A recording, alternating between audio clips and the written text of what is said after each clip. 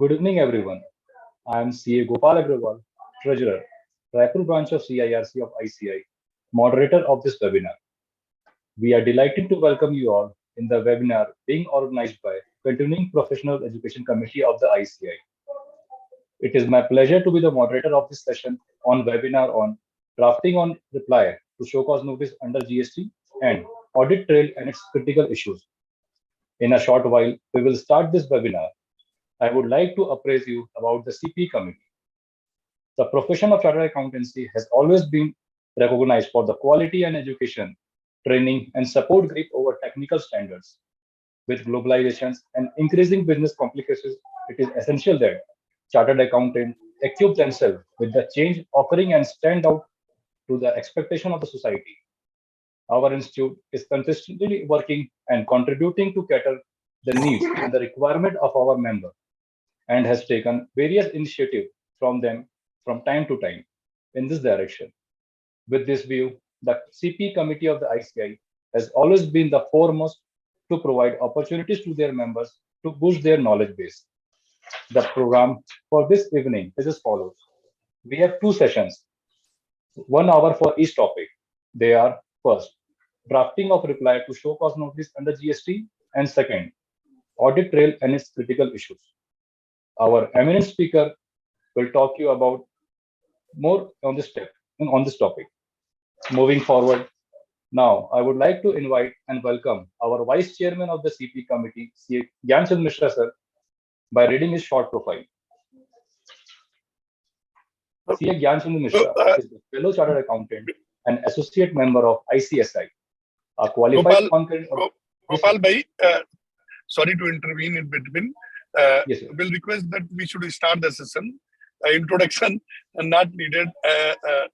What I understand, we are the same fraternity member, and yes, members understand that this is the time to learn.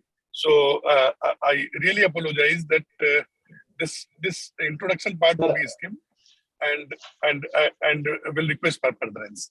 Okay, sir, I would request you to please give your opening remarks, sir.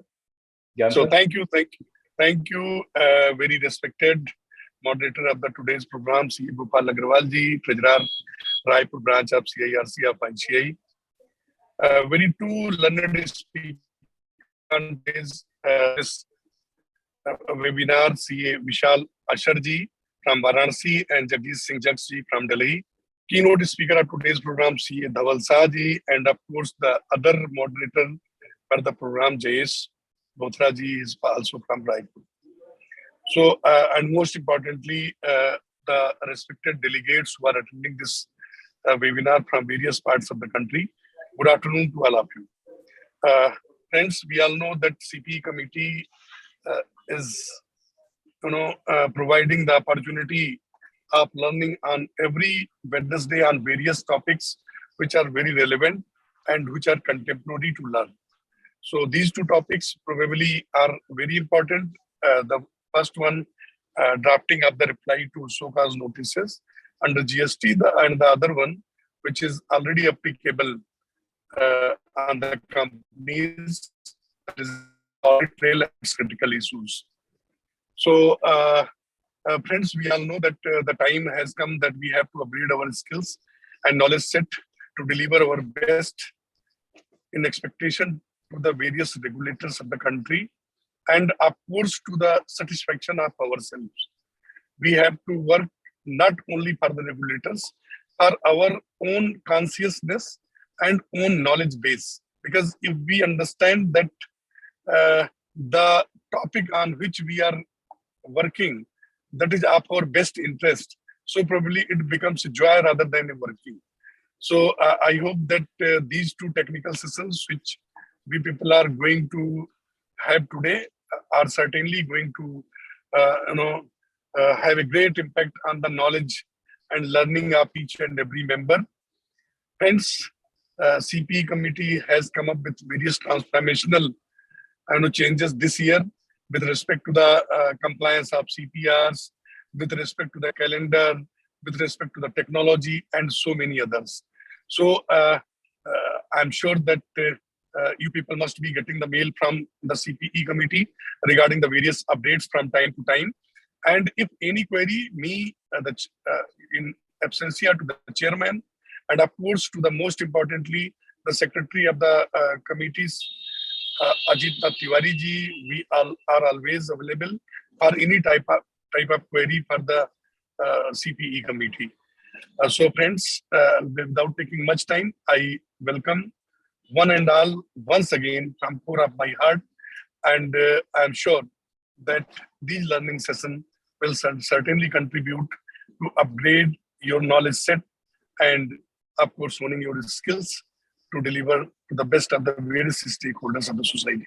By these words, I once again welcome all the speakers and of course the moderators, the keynote speaker, and all the participants who have joined this program in this session to learn for their professional acumen.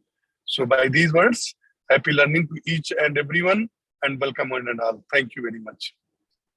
Thank you, Gyan sir. Moving forward, I would like to thank our chairman of the CPE committee, CA Purushottam Khandelwal sir, for organizing such great webinars. Also, I would like to thank Ajit sir for the support. Now, I would request CA Dhawal Shah, keynote speaker of the session, to please deliver some opening remarks.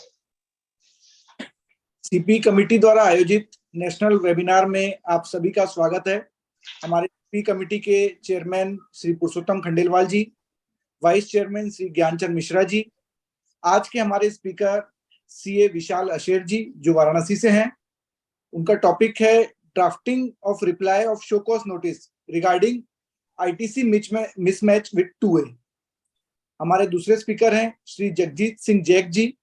इनका topic है audit trail with and it's critical issues. और मैं इस दोनों एक important topic को चुनने के लिए ज्ञान जी का बहुत बहुत आभार व्यक्त करता हूं कि साल के शुरू में ही ये टॉपिक ले लिए। जीएसटी डिपार्टमेंट से करोड़ों रुपए की जीएसटी के आईटीसी 2A मिसमैच के कारण रोक दिए हैं। कई नोटिसेस जारी हो गए, लाखों टैक्स पेयर को नोटिसेस आ रहे हैं। हम सभी ने भी ये चीजें फेस कर रही होंगी अभी अपने प्रैक्टिस में। सारे शो कॉज नोटिस में पेनाल्टी, इंटरेस्ट और जीएसटी या 2A और आईटीसी के जो मिसमैच है वो डिमांड कर रहे हैं। और एक मैं आपको अभी ये मेल पे और कई बार नोटिस पे आ रहा है, एक छोटी सी लाइन लिख के आती है, मैं आपके सामने एक पढ़ता हूँ। In the impugned order inform GSTR DR7 learned state officer disallowed the input tax credit based on parameter number 73। सभी में आजकल हम लोग देख रहे हैं पैरामीटर नंबर 73 में excess ITC claimed in 3B और 9 which is not confirmed in GSTR 2A और 8A of GSTR 9। ये लगभग ये नोटिस, ये ऑर्डर हम सब ने देखा है, हम सब इसको फेस कर रहे हैं। तो आज विशाल जी द्वारा एक डिटेल्ड में हम सबको ये समझाया जाएगा कि ये कैसे हम इस नोटिस को फेस करें, कैसे इसका रिप्लाई बनाएं, कैसे हमारे क्लाइंट के इंटरेस्ट को सेफगार्ड करें।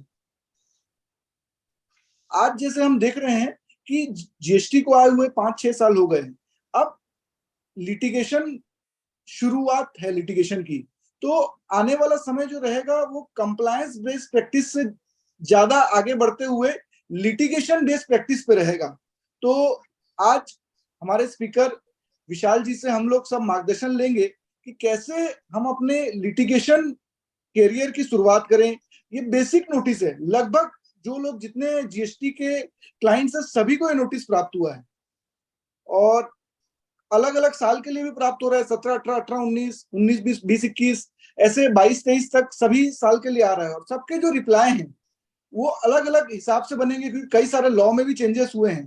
तो हम एक विशाल जी से डिटेल्ड में इस सब की जानकारी लेंगे। और आज का हमारा दूसरा टॉपिक है audit trail and it's critical issues. तो कंपनी एक्ट 2013 ने concept of audit trail, systematic record, transparency और अकाउंटेंसी के लिए किया है। और एक तरह से ये ऑडिट ट्रेल के आने से start of disciplined accounting era की शुरुआत हुई है। और इन सब टॉपिक के बारे में हम डिटेल से जगजीत जी से हम विषय लेंगे। धन्यवाद गोपाल भाई। Thank you Dhaval sir. अब सेशन को आगे ले जाने के लिए मैं हमारे दूसरे मॉनिटर सीए जयेश बोथरा जी को बोलूंगा कि सेशन को आगे लेके जाएं। ओवर टू जयेश भाई।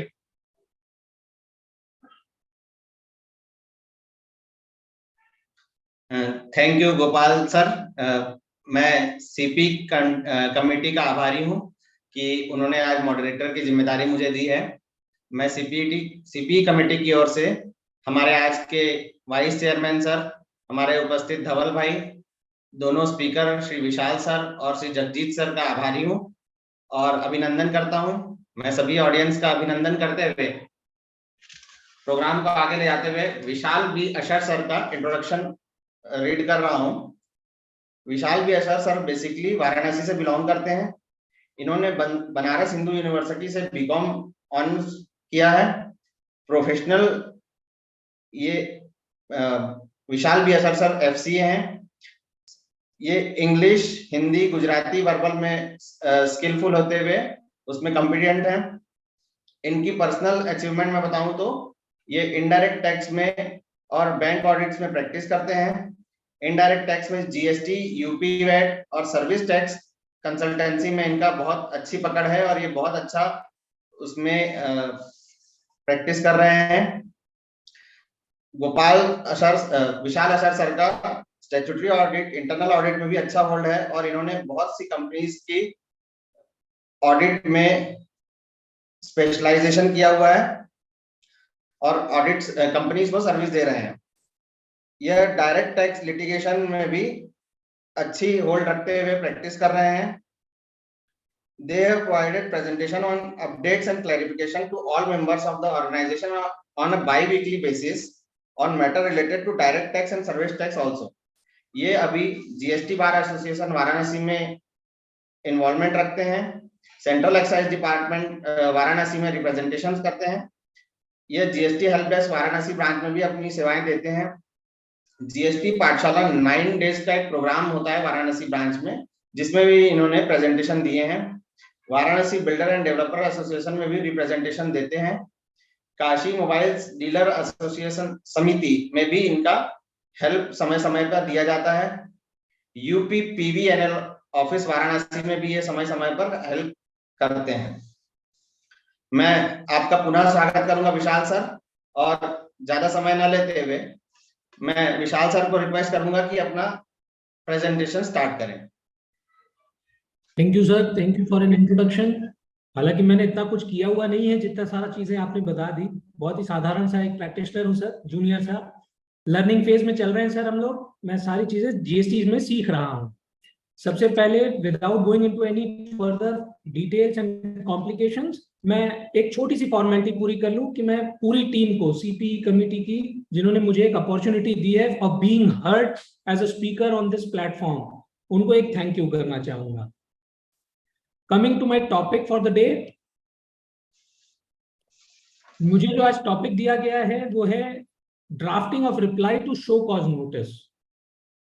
मैंने कोशिश की है कि मैं इलाबोरेटली बात करूंगा टुवर्ड्स सेक्शंस एंड लॉज, और जैसा कि कीनोट स्पीकर साहब ने कहा है कि हमें 2A को फोकस करना है, I try to stick towards 2A and cover that topic extensively. In the very instance, at the beginning, I will try to say that what our agenda is for the day.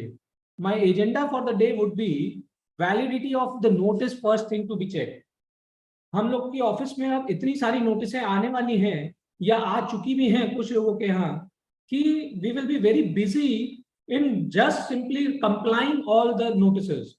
So before commencing any other thing, we need to go behind the validity of such notice.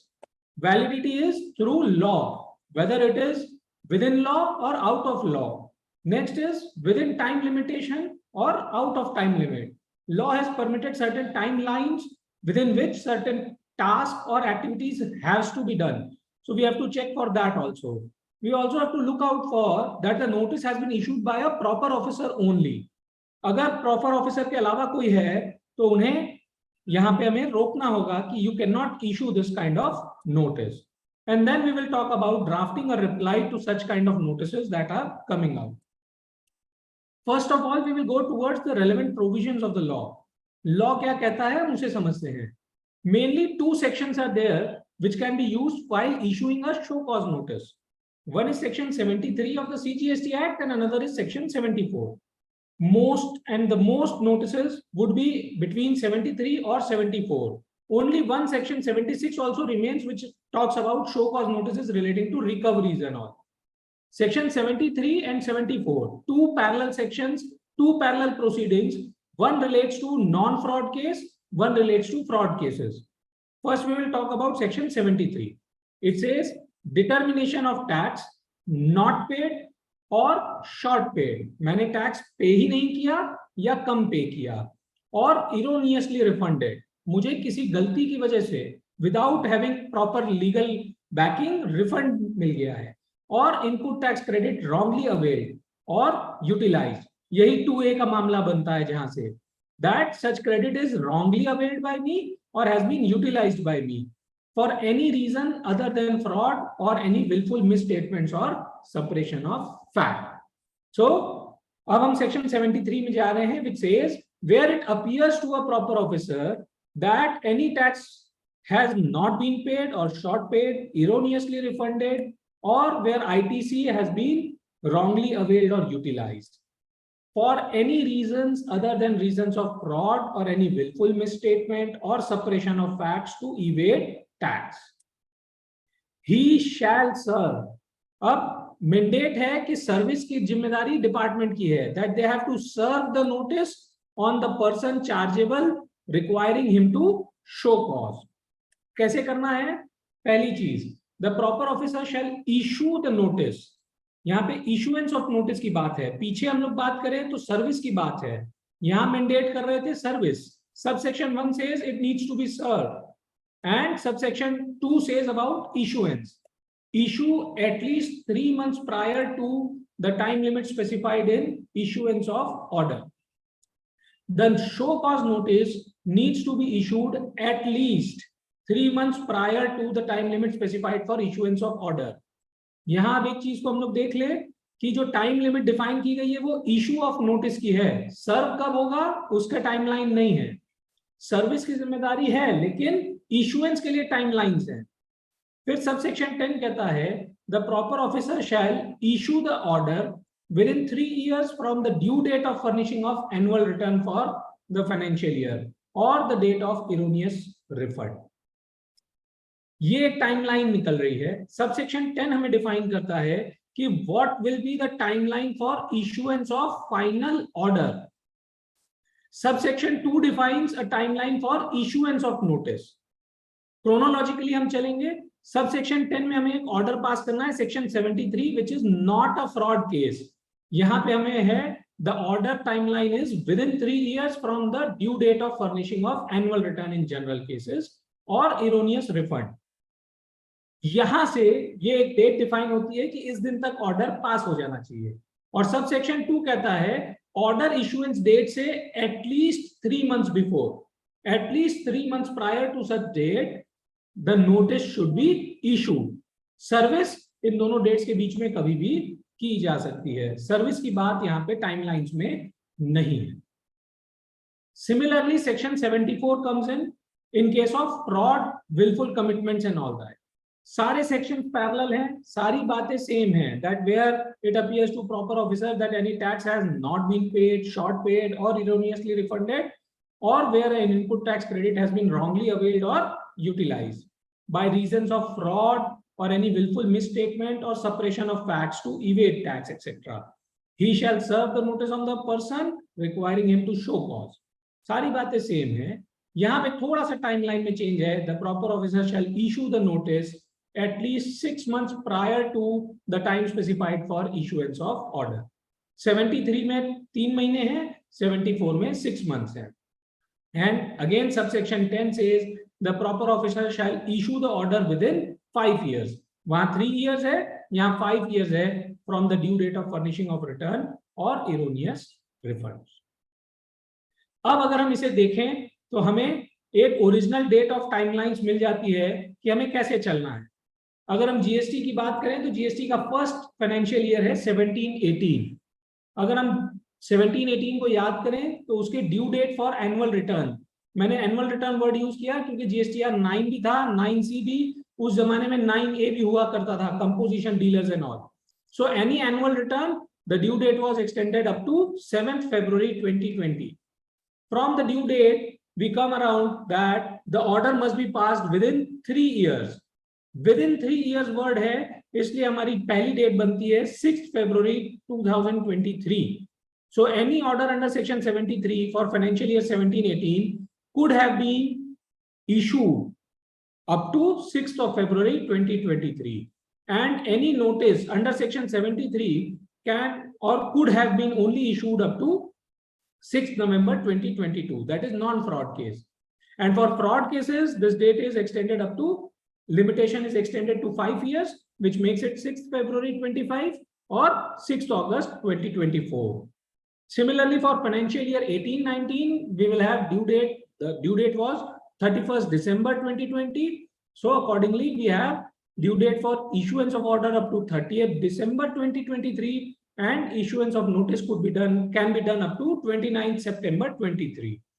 Similar timelines are for 2019-20, 2021, and 21-22. The financial year which last year has closed, 31st December 22 is gone. Now the timelines for 73-74 have commenced. Now looking at this table, we will feel like 17-18 year is now gone for section 73. But due to COVID and circumstances, the government has given an extension that these two dates, 6th February and 6th November, which have already gone out, have been extended. Now the extended dates of limitations, because of multiple reasons, government has very recently on 31st March issued new notification and extended the period to 31st December 2023 and 31st March 24 and 30th June 24. इस तरह से government ने officers को empower किया है कि section 73 that is non fraud case, उनके लिए भी अभी ऑर्डर और नोटिस इशू करने का टाइमलाइन है. So more the audits are going to come out. जितने लोगों का अभी ऑडिट 17-18 का बाकी है, they might be getting notices and scrutiny notices as well for 17-18. Now थोड़ा सा हमें जो नोटिफिकेशन है 9th notification number 9 2023 dated 31st मार्च, उसके फाइन प्रिंट्स में लेके चलता हूं आपको, क्योंकि कुछ कंफ्यूजन जनरेट हुआ कुछ लोगों के मन में. The notification reads as under, जिसमें इतने सारे पावर्स, इतने सेक्शंस और ये सब यूज करते हुए मैंने रेलेवेंट पार्ट को बोल्ड एंड वो किया.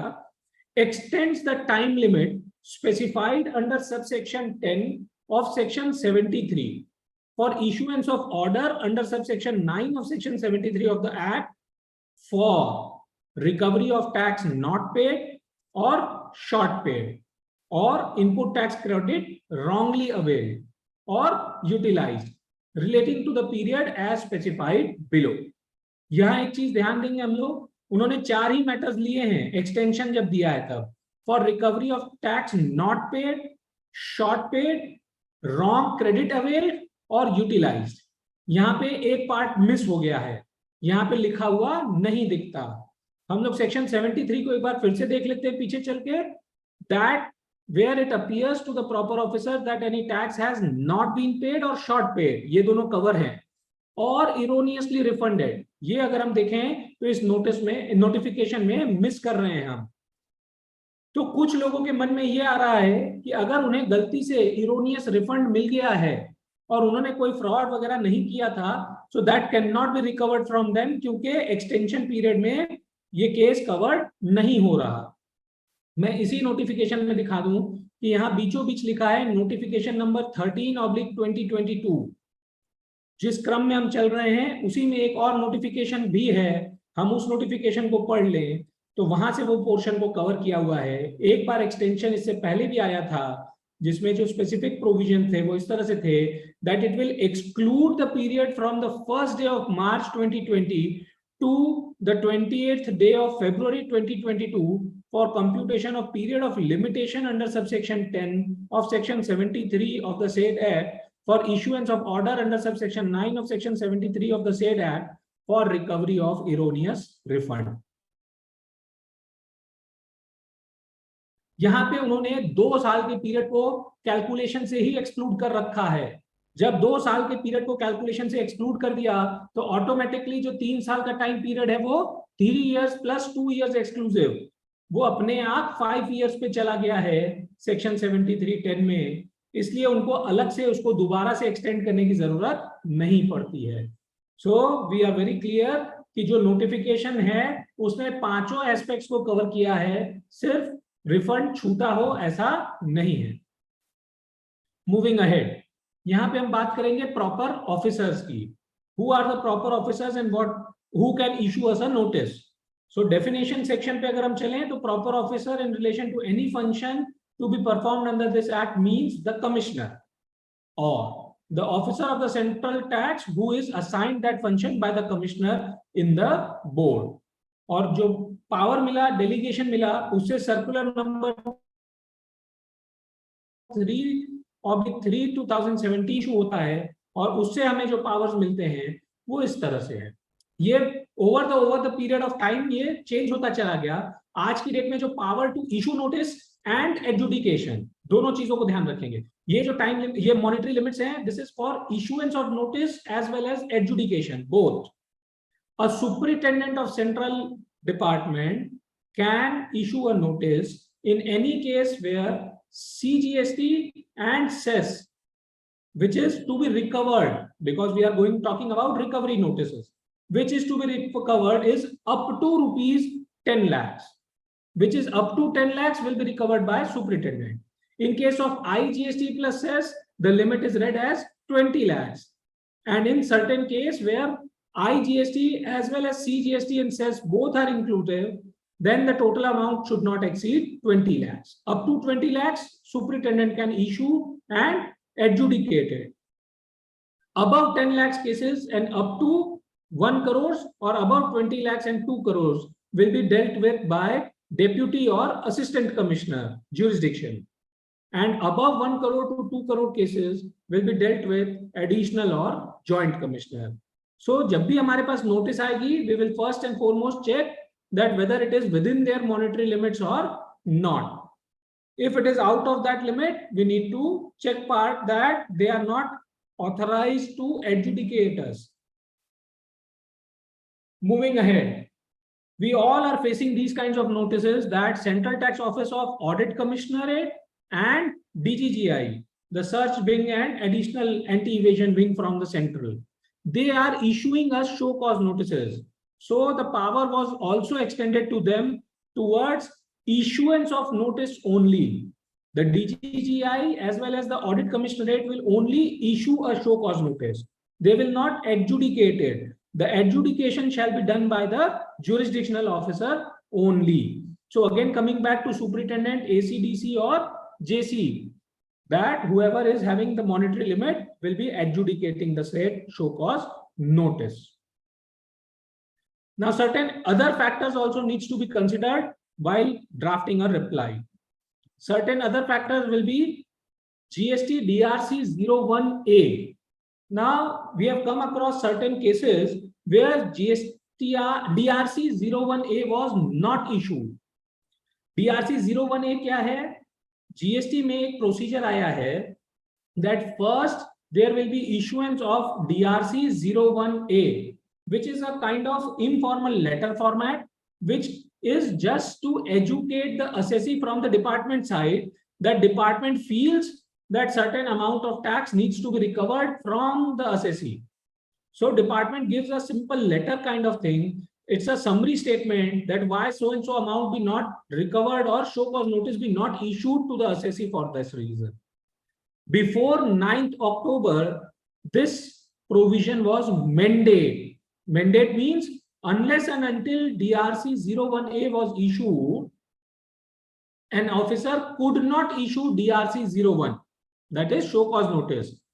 कहने का मतलब यह है कि जब तक एक अपॉर्चुनिटी न दी जाए असेसी को सेक्शन 73 में कि असेसी खुद से अपना टैक्स जमा कर दे, तब तक शो कॉज नोटिस इशू नहीं किया जा सकता था up to 9th October. But thereafter क्या हुआ? the amendment changes it to may, optional. Now DRC 01A is optional, and assessing officer may issue or may not issue, and may move ahead straight away to the show cause notice. So anyone having a show cause notice prior to the period of 9th October, then we can always look out for that whether an opportunity in DRC 01A was provided or not. Another one is DIN. DIN is very much necessary now. Central department, any notice, we need to cross check that whether a proper DIN has been issued on that notice or not. One more thing we have to see. Whenever we are going to receive any show cause notice, we need all the components of that notice. The notice will have enclosures marked as RUD 1, 2, 3, 4, and so on. RUDs means relied upon documents. So whenever we are going to receive any show cause notice, if the part and parcels are missing, we need to write immediately to the officer issuing that notice that we require the RUDs. Relied upon documents will be very much important while drafting a reply, because those are the main reasonings which have been relied upon by the issuing officer regarding the notice and tax calculations. Another thing is that the notice should not be vague. Vague in the sense, only writing that someone's tax liability has not been paid is not sufficient. There needs to be reason. It should be speaking that because of so and so reason, so much such quantified amount of tax, interest as well as penalty has to be paid or may be liable to be paid. It cannot merely say that there is tax liability to be paid. It needs to be quantified. Now, onus, that is burden of proof. Who has to prove whether tax is liable to be paid or not liable to be paid? So the law says the onus is on the revenue authorities while creating demand that the tax is not paid or short paid. There are two case laws of the Supreme Court and Calcutta High Court which clearly states that it is the department who has to create an onus and prove it in the show cause notice that so and so amount is left out from tax payment. Unless and until they prove it, the show cause notice is not valid. Merely giving an opportunity to assessee to say that you are not liable to pay tax is not a proper show cause. कहने का मतलब है हम खाली बोल दें कि किसी ने टैक्स नहीं पे किया है, लेकिन उसके साथ ये ना लिखें कि हमें ऐसा क्यों लगता है, हमने उसे काउंटर नहीं किया, तो शो कॉज नोटिस इनवैलिड मानी जाएगी. We have to cross check that show cause notice shows a reasons to believe कि किस वजह से उन्होंने टैक्स इवेशन या tax lower payment non payment को मार्क आउट किया है. नाउ जब शो कॉज नोटिस की बात करते हैं तो हम लोगों ने देखा कि शैल बी सर्व. तो mode of service of notice is also very important and relevant in today's era. Any decision, section 169 of the CGST Act covers that any decision, order, summon, notice or any other communication under this act or the rules made thereunder shall be served by any one of the following methods. They have given multiple methods. The first one is by giving or tendering it directly or by messenger including a courier. ये basically by hand देने की बात कर रहे हैं that such notice, orders, etc. can be delivered by hand to the addressee, means anyone to whom such summon or such order is being issued, or such taxable person, or to manager of such taxable person, or authorized representative, or an advocate, or a tax practitioner holding authority to appear in the proceedings on behalf of taxable person. So advocate or tax practitioners having power of attorney can also be served by hand or to a person regularly employed by him in connection with business. यहाँ एक बात ध्यान देने की है कि department के officer ने क्या किया, बाय हैंड डिलीवरी करने का मन बनाया. हमारे प्रिंसिपल प्लेस ऑफ बिजनेस पे आए और वहां वो डिलीवर करने के लिए पहुंचे हैं. अगर मेरा कोई भी एम्प्लॉय जो बिजनेस से रिलेटेड नहीं है, मेरा डोमेस्टिक सर्वेंट वहां अवेलेबल है, उन्होंने उसे नोटिस सर्व कर दिया, तो ध्यान दीजिएगा वो नॉट अ प्रॉपर सर्विस है. क्योंकि सर्विस किसको होगा? To a person regularly employed by him in connection with his business. मेरे बिजनेस से रिलेटेड किसी एम्प्लॉय को ही देना होगा। सपोज कीजिए मेरे घर आ गया नोटिस देने, फॉर सम रीजन वो मेरे घर आ जाते हैं, मेरे घर के बाहर एक मेरा पर्सनल गार्ड बैठा हुआ था, उसको नोटिस दे के चले गए। Such kind of notice shall not be treated as properly served. Service is very important in this case. Now, or anyone who is an adult member of the family residing with the taxable person. मेरे घर भी आएंगे तो बच्चों को notice देके नहीं जाएंगे, adult member is required for. This is in case of service by hand. Second mode is by registered post, speed post or courier with acknowledgement due. They definitely have to keep the acknowledgement track that the notice has been served to the person or his authorized representative at his last known place of residence or business. यहां हम एक चीज और add करेंगे, please ध्यान दीजिएगा, जहां भी आप जीएसटी सरेंडर करते हैं, whenever you will surrender GST, there is a form called GSTR 10 final return. Please ध्यान दीजिएगा, GSTR 10 जरूर फाइल करें, क्योंकि कई बार क्या होगा कि हम लोग एक प्लेस ऑफ बिजनेस होती है जो कि लेट आउट होती है, रेंटेड प्रीमाइस होती है, हमने रेंटेड प्रीमाइस में रजिस्ट्रेशन ले लिया, उसी एड्रेस पे सारा बिजनेस किया, वन फाइन डे हमने बिजनेस शट डाउन किया या दूसरे मोड्स में कन्वर्ट किया, मैंने पहला रजिस्ट्रेशन सरेंडर कर दिया और वो जगह भी छोड़ दी जो किराए की थी और हम दूसरी जगह से बिजनेस कर रहे हैं। What will be the last known address to the department about my business? That will be that registration place only जो कि rented premise था और जिसे मैंने छोड़ दिया। लेकिन अगर मैंने GSTR 10 में अपना एड्रेस अपडेट कर दिया कि नोटिस अब से मेरे घर पे भेजिएगा, GSTR 10 में एक कॉलम होता है जिसमें हम एड्रेस अपडेट करते हैं कि फ्रॉम हियर एंड फोर्थ हमें जो नोटिस सर्व होगी वो X एड्रेस पे होगी, Y एड्रेस पे नहीं होगी।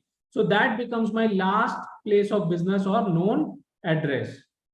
So अब यहाँ पे एक चीज समझने लायक है, हमारे सामने एक 2-3 केस ऐसे भी आए हैं जिसमें एंटी इवेजन ने कहीं पे रेड किया, रेड में बहुत सारी डिमांड जनरेट की, लेकिन by the time show cause notice बनी, असेसीज ने सारे जीएसटी नंबर सरेंडर कर दिए थे और डिपार्टमेंट में जो नोटिस सर्विस हुई वो सारी किस एड्रेस पे हुई? जो सरेंडर्ड बिजनेस के एड्रेस पे थी। उन केसेस में हम लोगों ने GSTR 10 भरा हुआ है, हमने अपना एड्रेस डिफाइन भी किया हुआ है दूसरा, लेकिन अगर दूसरे एड्रेस पे जीएसटी डिपार्टमेंट ने उस नोटिस को सर्व नहीं किया, देन जो नोटिस पहले एड्रेस पे सर्व हुई है उसे इम्प्रॉपर माना जाएगा और जब तक नोटिस की सर्विस नहीं होती तब तक 30 डेज की अपॉर्चुनिटी स्टार्ट ही नहीं होगी। So we have to take care of this कि लास्ट नोन एड्रेस जो है वो करेक्ट और प्रॉपर कर दिया जाए डिपार्टमेंट को। Next is by sending communication to his email address. अब यहाँ पे देखने वाली बात ये है कि ईमेल एड्रेस कौन सा है, which is provided at the time of registration और फ्रॉम टाइम टू टाइम, यानी जो भी आपका लास्ट अमेंडेड ईमेल एड्रेस होगा उनको उस पे भेजना है। सिर्फ पहले वाले ईमेल पे भेजेंगे तो काम नहीं चलेगा, अपडेटेड ईमेल एड्रेस पे भेजना पड़ेगा। या फिर by making it available on common portal, common portal पे भी खाली एक नोटिस इशू कर दिया, कई लोग चेक नहीं करते हैं लॉगिन करके नोटिस का सेक्शन, ईमेल किसी वजह से छूट गई और कॉमन पोर्टल पे नोटिस अवेलेबल है तो भी हमें कंप्लायंस करने होंगे। या by publication in newspaper which is circulated in the locality in which the taxable person or the person to whom it is issued is last known or have resided etc etc। ये extreme and है, जब आदमी मिल ही नहीं रहा, address नहीं मिल रहा उसका, तो उठा के न्यूज़पेपर में पब्लिश करेंगे। और एकदम ultimate last resort, that if none of the modes of the aforesaid is practicable then by fixing it in some conspicuous place at the last known, इसे हम बोलते हैं चस्पा करना, अफिक्सर करना, जो भी लास्ट नोन एड्रेस था उस पे अफिक्सर कर लेना। और अगर मान लीजिए वो प्लेस भी नहीं मिल रही उनको, officer is not able to find that location as well, तो कुछ नहीं करना है, वो अपने नोटिस बोर्ड पे भी चिपका लेंगे notice, then also it is treated as serve. लेकिन this can only be case when it is not practicable to find that person और serve that notice. Now coming to the topic as drafting a reply. हमें reply draft करते समय क्या करना है? अभी तक में मैंने दो ही बातें की हैं कि एक सेक्शन 73 और एक 74 है, दो ही सेक्शंस हैं जिसमें कि शो कॉज नोटिस आ सकती है। और ध्यान रखें कि हमें एक अपॉर्चुनिटी मिलेगी रिप्लाई करने की, रिटर्न सबमिशन की, और आगे के जितने भी लिटिगेशन होंगे वो सब इसी रिटर्न सबमिशन पे बेस्ड होंगे। ये ऐसे नींव समझ लिया जाए कि यहां से बाहर गए नहीं, कि कोई चीज अगर यहाँ पे डिस्क्लोज करनी छूट गई तो आगे उसे ऐड करनी बहुत ही जहमत का काम होगा। It will be a hard point to take back into consideration by the department. So while drafting a reply, I would suggest कि we have these parts and sections. सबसे पहले आना चाहिए हमारे reply में allegation, that is basis of demand. The first and the foremost topic that I would take in my reply would be to reproduce the relevant extracts of allegations, and also I will summarize it. एक 4-5 page या 30-40 page किसी भी तरह की show cause notice में क्या होगा, एक चीज को 2 बार 3 बार कहा गया होगा और कुछ चीजों को अलग अलग तरीके से भी कहा गया होगा. So I would try to reproduce them as is verbatim, as well as I will try to summarize it that what the allegation is about. Allegation can be, हो सकता है आउटवर्ड से रिलेटेड हो सकता है इनवर्ड से related हो सकता है सिंपली टू वे रिकंसिलिएशन मांग रहे हो, जो भी केस हो मैं उसे प्रॉपरली डिफाइन करूंगा पहले, फिर मैं actual facts and positions define करने की कोशिश करूंगा. Second part would be as giving my factual positions, that what actual thing has happened, and I would also prefer to give a chronology of event. कई बार ऐसा होता है कि कुछ events A हुआ, फिर उसके बाद B हुआ, फिर C हुआ, so we should give a tabular format of sequence of events as chronology of event, that what has happened, how it has happened, and where we are reaching. फिर उसके बाद आता है grounds of contentions of the assessee. Grounds of contentions का मतलब क्या होगा, हमें ये बताना है कि डिपार्टमेंट ने जो बातें कही, the assessing officer has said कि ये पैसा हमें टैक्स पे करना है. So I would give my contention that why I am not liable to pay tax. See reply की बारी तभी है जब हमने डिफेंड करना है उसे. अगर हमने गलती की है, हमें वो गलती समझ में आ गई, तब तो बहुत सिंपल है, टैक्स पे कीजिए और एक सिंपल सा रिप्लाई लगा दीजिए कि जो आपने शो कॉज किया था वो हमने पे कर दिया, हम पे पेनाल्टी या बाकी के एक्शंस न लिए जाए. But otherwise contentions we have to go by factual basis. जितना जल्दी बने फैक्ट्स को क्लियर क्रिस्टल रखें, उसे एम्बिग्विटी पे न ले जाएं और केस को मेरिट साइड पे ले जाएं. Merit means legal point. जैसे एक छोटा सा एग्जांपल देते हैं, कहीं कहीं पे आ जाएगा कि आपको वैल्यूएशन कम लिया या ज्यादा लिया, कहीं पे टैक्स लायबिलिटी आरसीएम में पे करना था लेकिन फॉरवर्ड चार्ज में पे हो गया, या फॉरवर्ड चार्ज में पे होना था आपने आरसीएम में पे कर दिया, तो वहां पे मेरिट्स क्या बनेगा, merits can be that it is revenue neutral now to recover it, because if I would have paid it I would have taken as ITC as well. So department को उसमें कुछ एडिशनल रेवेन्यू नहीं मिलने वाला. We can even take that as a merit. Next is summary of demand and amount challenged.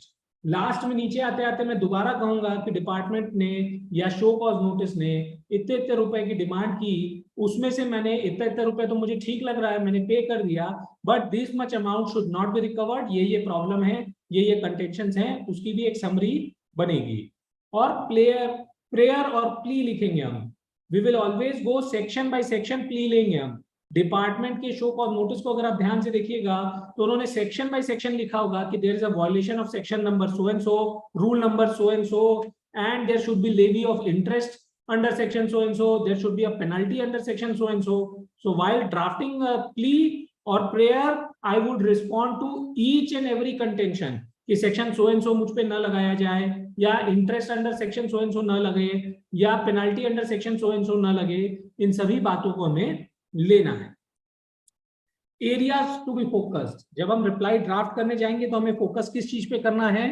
सबसे पहली चीज हमें डिटेल स्टडी करनी है शो कॉज नोटिस की.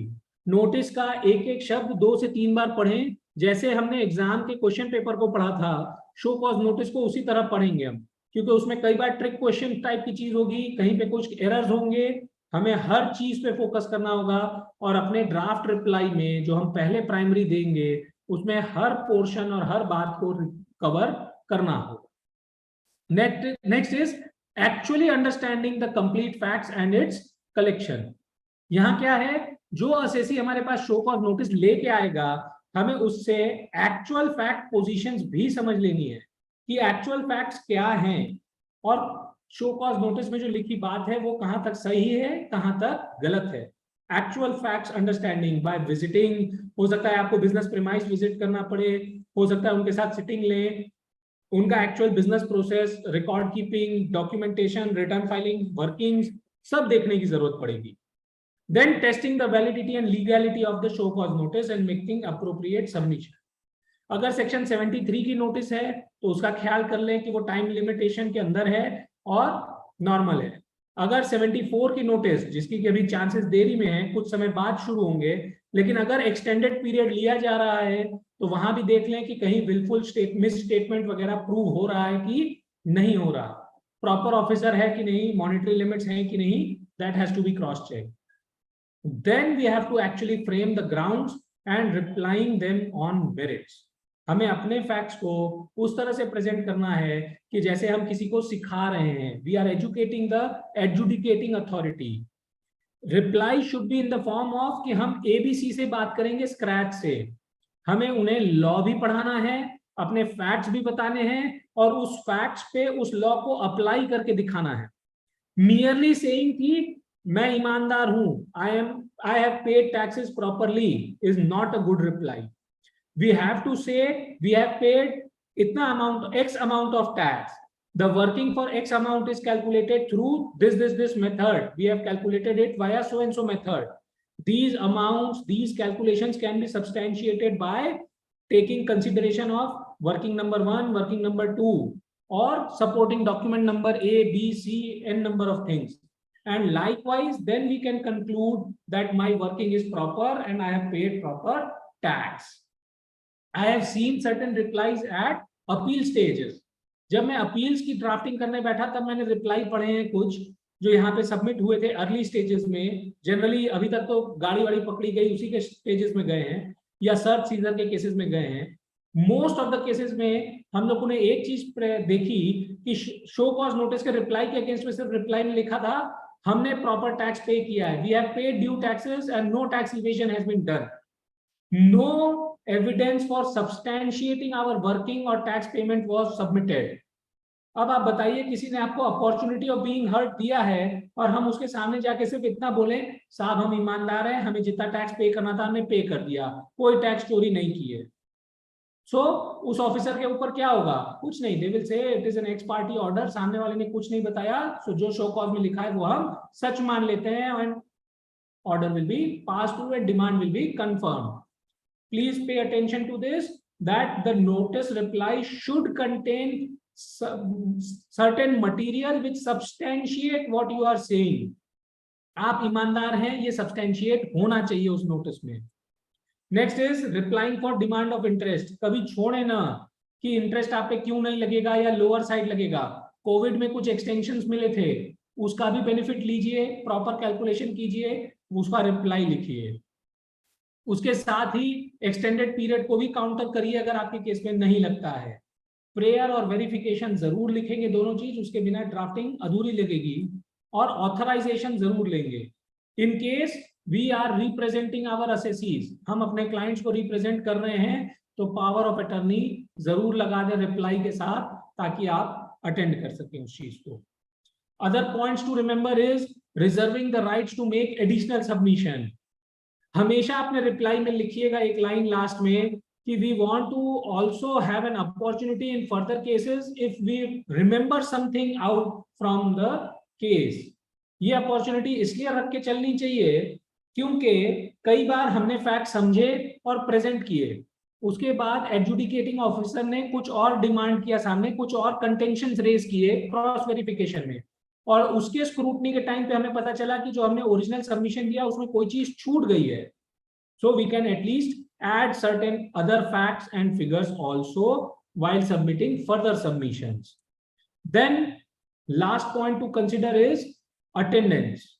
Whenever a PH is issued, that is personal hearing opportunity is issued, maybe personal visit, maybe virtual visit, but we should attend that. कोई भी opportunity को अनअटेंडेड नहीं छोड़ना चाहिए, भले केस कितना भी एसएससी के फेवर में हो। We should never go unheard, हमें एक अपॉर्चुनिटी लेनी चाहिए।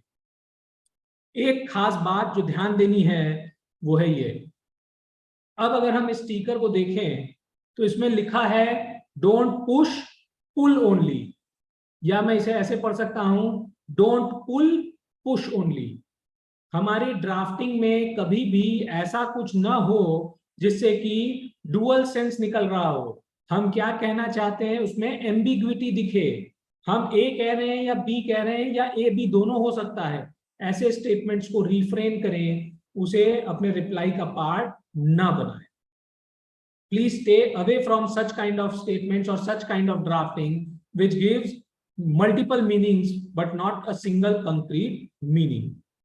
Now coming ahead to GSTR 2A notices, जैसा कि की नोट स्पीकर साहब ने कहा कि हमें 2A नोटिसेस की बाढ़ आने वाली है, उस पर फोकस करना है।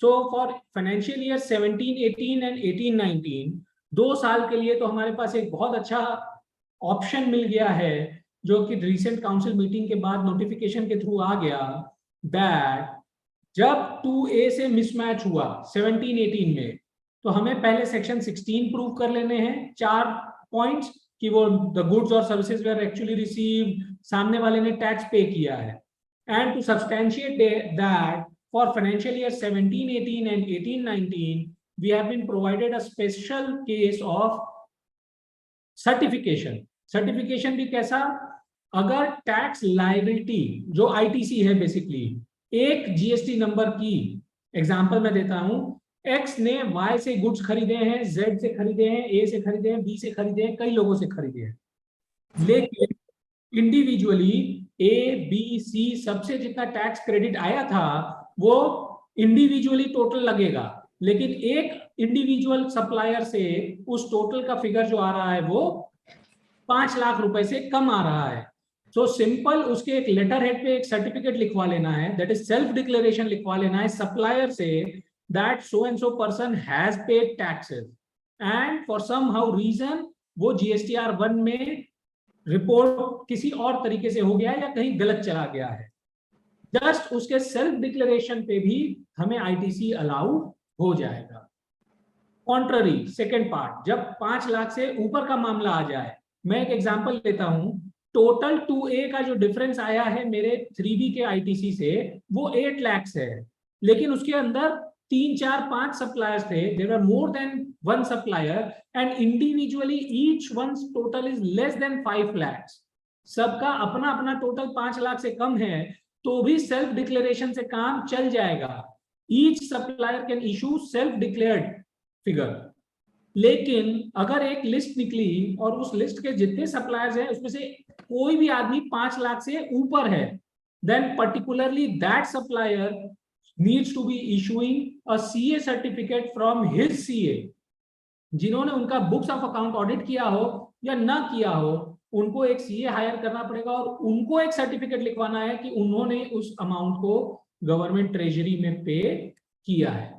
The 5 lakhs monetary limit has to be used individually for supplier by supplier basis। ये एक चीज है।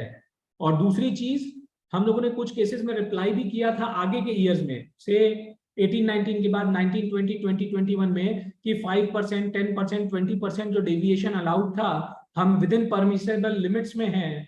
तो वहां पे एक बात ध्यान रखिए कि जो परमिसेबल लिमिट थी वो सिर्फ प्रोविजनल क्रेडिट की थी, अल्टीमेटली जब तक 2A में दिखाई नहीं देगा तो वहां पे हमें क्या करना है, हम रिप्लाई करते समय सेल्फ डिक्लेरेशन सर्टिफिकेशंस को कंटिन्यू रखें और हम ये सब्सटैंशिएट करने की कोशिश करें that the goods are actually received and payment has been made through banking channels only. हो सकता है प्राइमरी स्टेज पे हमें रिलीफ ना मिले उस रिप्लाई के बाद, बट आगे जाके अपील स्टेजेस पे हमें 2A रिलीफ की कोई उम्मीद मिल सकती है। I guess my presentation is complete, and any queries we can open the forum. Sir, very nice deliberation, sir. Some of queries are there. If you permit me, I will ask on behalf of audience. Sure, sir. Sure, sir.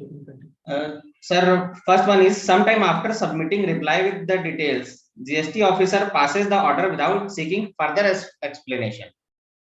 How to deal with such cases? If a personal hearing is not allowed, then such order will not be treated as speaking order. Now practically what is happening these days, यहाँ पे तो बहुत अच्छी एक practice हो गई है, एक सिंगल नोटिस इशू होती है पीएच की, जिसमें डेट 1, डेट 2, डेट 3, 3 डेट लिख दी। होता क्या था, नॉर्मल स्पीकिंग ऑर्डर के केस में हम लोगों को कहा गया है कि at least 3 opportunities of being heard needs to be issued to an assessee whenever there is an adjudication. तो यहाँ अब एक नया ट्रेंड आ गया कि एक ही नोटिस इशू करो, उसी में तीनों डेट लिख दो, डेट 1, डेट 2, डेट 3। मे भी सामने वाले को रिसीव हुई नहीं हुई कोई मतलब नहीं। और कई बार ऐसा भी हुआ कि हम लोगों ने रिप्लाई सबमिट किया, उस रिप्लाई का जिक्र भी नहीं है हमारे ऑर्डर में। Order does not state that we have given a written submission as well. कई बार ऐसा हुआ जब मैनुअली सबमिटेड थे। So in such case of orders, first and foremost we should go for rectification order, कि साहब पहले तो रेक्टिफाई करो, मेरे पास रिसीविंग है इस ऑर्डर की जिसका जिक्र नहीं है। हालांकि जिस ऑफिसर ने ऑर्डर पास किया है, अगेंस्ट का पास किया है बिना रेफरेंस लिए, वो क्या कहेंगे, वो कहेंगे नहीं साहब मुझे तो रिसीव ही नहीं हुआ। So better off to go into appeal stating the mere fact that opportunity of being heard was not provided. Proof लगाइए कि हमने ये रिटर्न सबमिशन दिया था जिसको कंसिडर नहीं किया गया है। 100% चांसेस आर देयर कि वो केस रिमांड बैक होके वापस हियरिंग फेज में चला आएगा। Very nice, sir. And second question is, please elaborate whether DIN is to be issued before signing by the proper officer or DIN is to be issued after signing of proper officer. I think someone now have received the notice without DIN, and thereafter DIN was being supplied to him. क्या होगा अगर आप थोड़ी देर के लिए imagine कीजिए कि किसी ने मुझे लास्ट मंथ में एक नोटिस इशू कर दिया कि there is a show cause notice, और वो डिन इशू करना भूल गए थे, और आज मैंने जाके उनको एक डिस्क्रिपेंसी दिखाई कि साहब आपके नोटिस में डिन नहीं है, योर नोटिस इज डिफेक्टिव। अब आज की डेट में उसको क्या करेंगे, वो आज एक फ्रेश नोटिस इशू कर सकते थे। वो today they can issue a fresh notice, उनके पास टाइम बारिंग की कोई इशू नहीं है। इसलिए इस झगड़े में जाने से कोई फायदा नहीं होगा। ये झगड़ा तभी काम आएगा जब क्या हो, डेट ऑफ इशुएंस का टाइम बारिंग लिमिटेशन बीत चुका हो और उसके बाद हम जाके उनको डिफेक्ट दिखा रहे हैं, तो उनका डिन जो होगा वो इनवैलिड कहलाएगा, अगर मुझ पे सर्विस के बाद डिन इशू हो रहा है तो। ओके सर, एक और क्वेरी है कि अगर किसी का फाइनेंशियल ईयर 17-18 या 18-19 में GSTR 2A में प्रॉपर टैक्स अपीयर नहीं हुआ होगा, और उसने सितंबर या मार्च जो भी दोनों सालों की ड्यू डेट थी रिवर्सल की, उसमें रिवर्सल कर लिया होगा, तो क्या वो उसको रिक्लेम कर सकते हैं इनपुट को, जो अभी नोटिफिकेशन आया 185/15? सर पहली चीज तो हमने रिवर्सल क्यों किया था, only for the demand of 2A अगर किया था तो वी आर एडमिटिंग कि पीछे वाले ने टैक्स पे नहीं किया, इसलिए वो रिवर्सल ही गलत हो गया हमारा अपने आप ही। अगर हमने रिवर्स किया भी था तो कोई भी सेक्शन आपकी मदद नहीं करेगा, क्योंकि under which section we have done reversal, that was not as payment into 180 days और समथिंग लाइक दैट। तो रिक्लेम का ऑप्शन जो सेक्शन लॉ अलाउ करता है वो सिर्फ उसी क्रेडिट के लिए कहता है। अगर सिर्फ 2A मिसमैच की वजह से हमने रिवर्सल कर दिया था, unless and until a notice was issued by the department, अगर किसी एक नॉर्मल फॉर्मल लेटर आया था और उसके बाद हम पे दबाव था और हमने पे किया था, so we can definitely go for a claim that this is excess tax paid by us and we should go for the refund method in that case. Sir, another query is, in case what is the rationale for extension of assessment due dates in GST for financial year 17-18 and 18-19? Sir rational क्या, government के पास power है। Government ने जब Covid के समय में assessees को extension दिया था तब अपने लिए भी एक्सटेंशन दिए थे, और जब हम लोगों ने GSTR 9 के एक्सटेंशन की डिमांड रखी एज एन टैक्स पेयर्स, तब भी हम लोग जितने बहुत आगे सीनियर्स थे, हमारे कमिटी मेंबर्स थे, उन सबों ने इस बात को सामने रखा भी था कि we should not seek for such kind of extensions in annual return, क्योंकि एनुअल रिटर्न के एक्सटेंशन से टाइम लिमिटेशन अपने आप ही एक्सटेंड होता चलेगा। थोड़ी देर के लिए हम ये माने कि 73 के लिए एक्सटेंशन गवर्नमेंट को नहीं लेना चाहिए था फर्स्ट 2 years के लिए, लेकिन अगर एज पर लॉ चले तो law has given them power, by notification they have extended that date.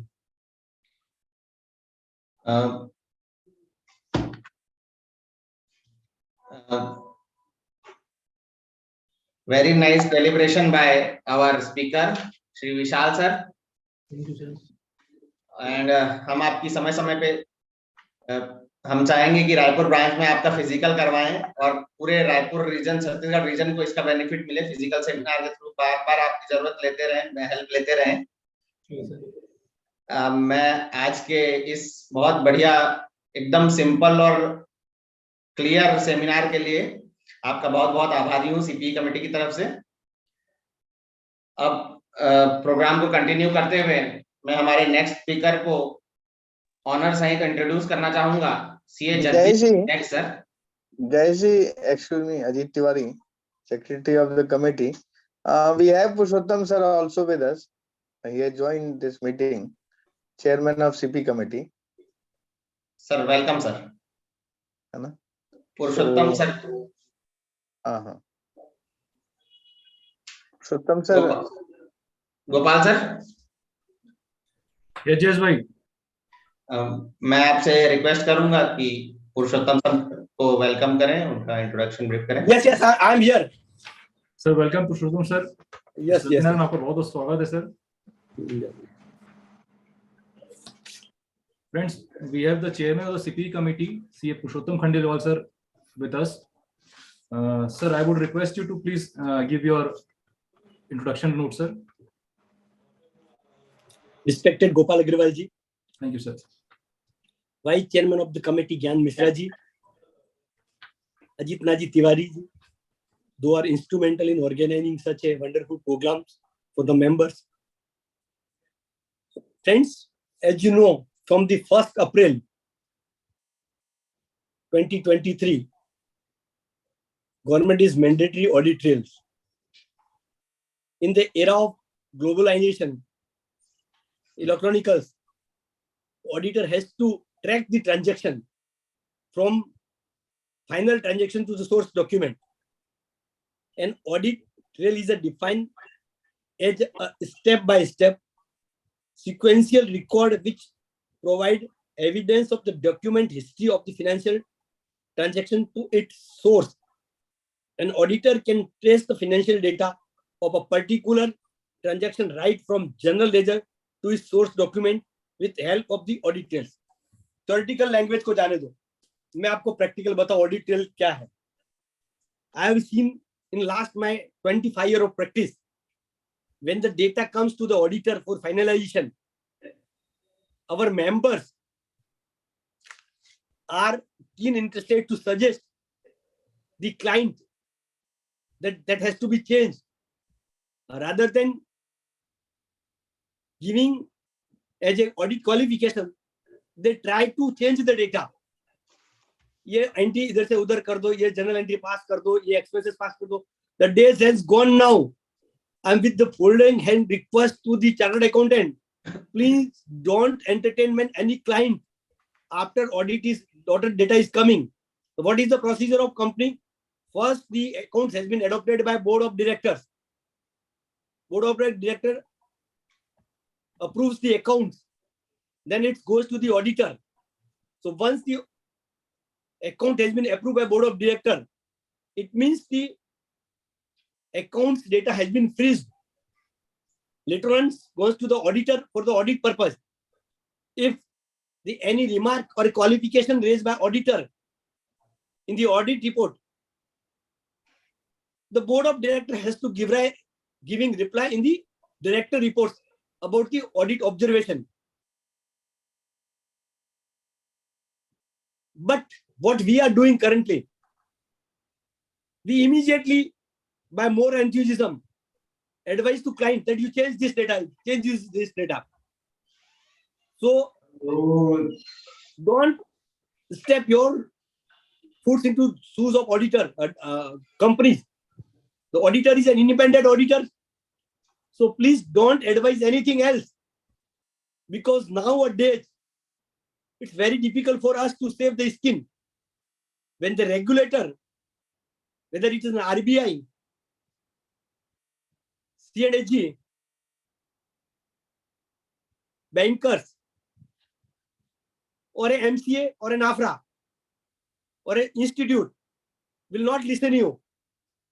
So absolutely be away from any changes in the auditor, because in the era of electronical, every footprint is there. whenever you change data, the original data will be there and you have to give the trail. So before this, Jagdish Singh ji is there to advise you. My humble request is to don't advise anything and don't give any advice to client to change or pass any journal entry after books of accounts comes to you. So with this remark, I request Gopal ji to take the program further. Thank you so much. But before I'm saying about the CPE committee, this time the charge is given to me for the CPE committee, the committee which is the mother of all the committee.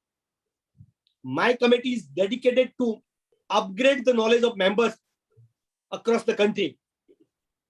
We have a huge program organizing unit and we are in constant touch with the program organizing unit. Today, I got an opportunity to interact with the leaders of CIRC, where we are told that you organize program which is more relevant for the. Please mute that fellow whose voice is coming, Gopalji. Which is more relevant.